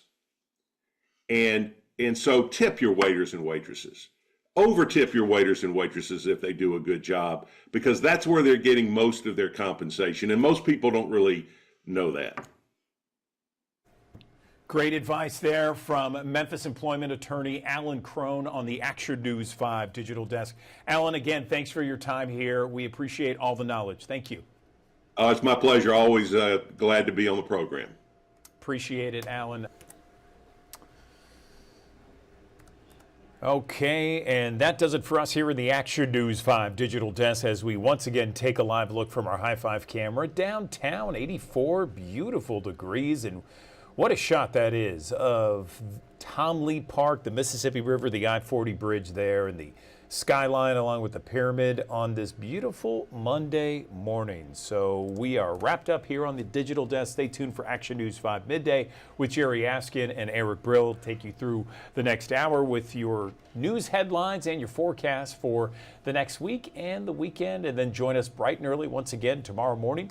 Another edition of the Action News 5 digital desk begins at 7 o'clock. We go from 7 until 11 each and every weekday morning.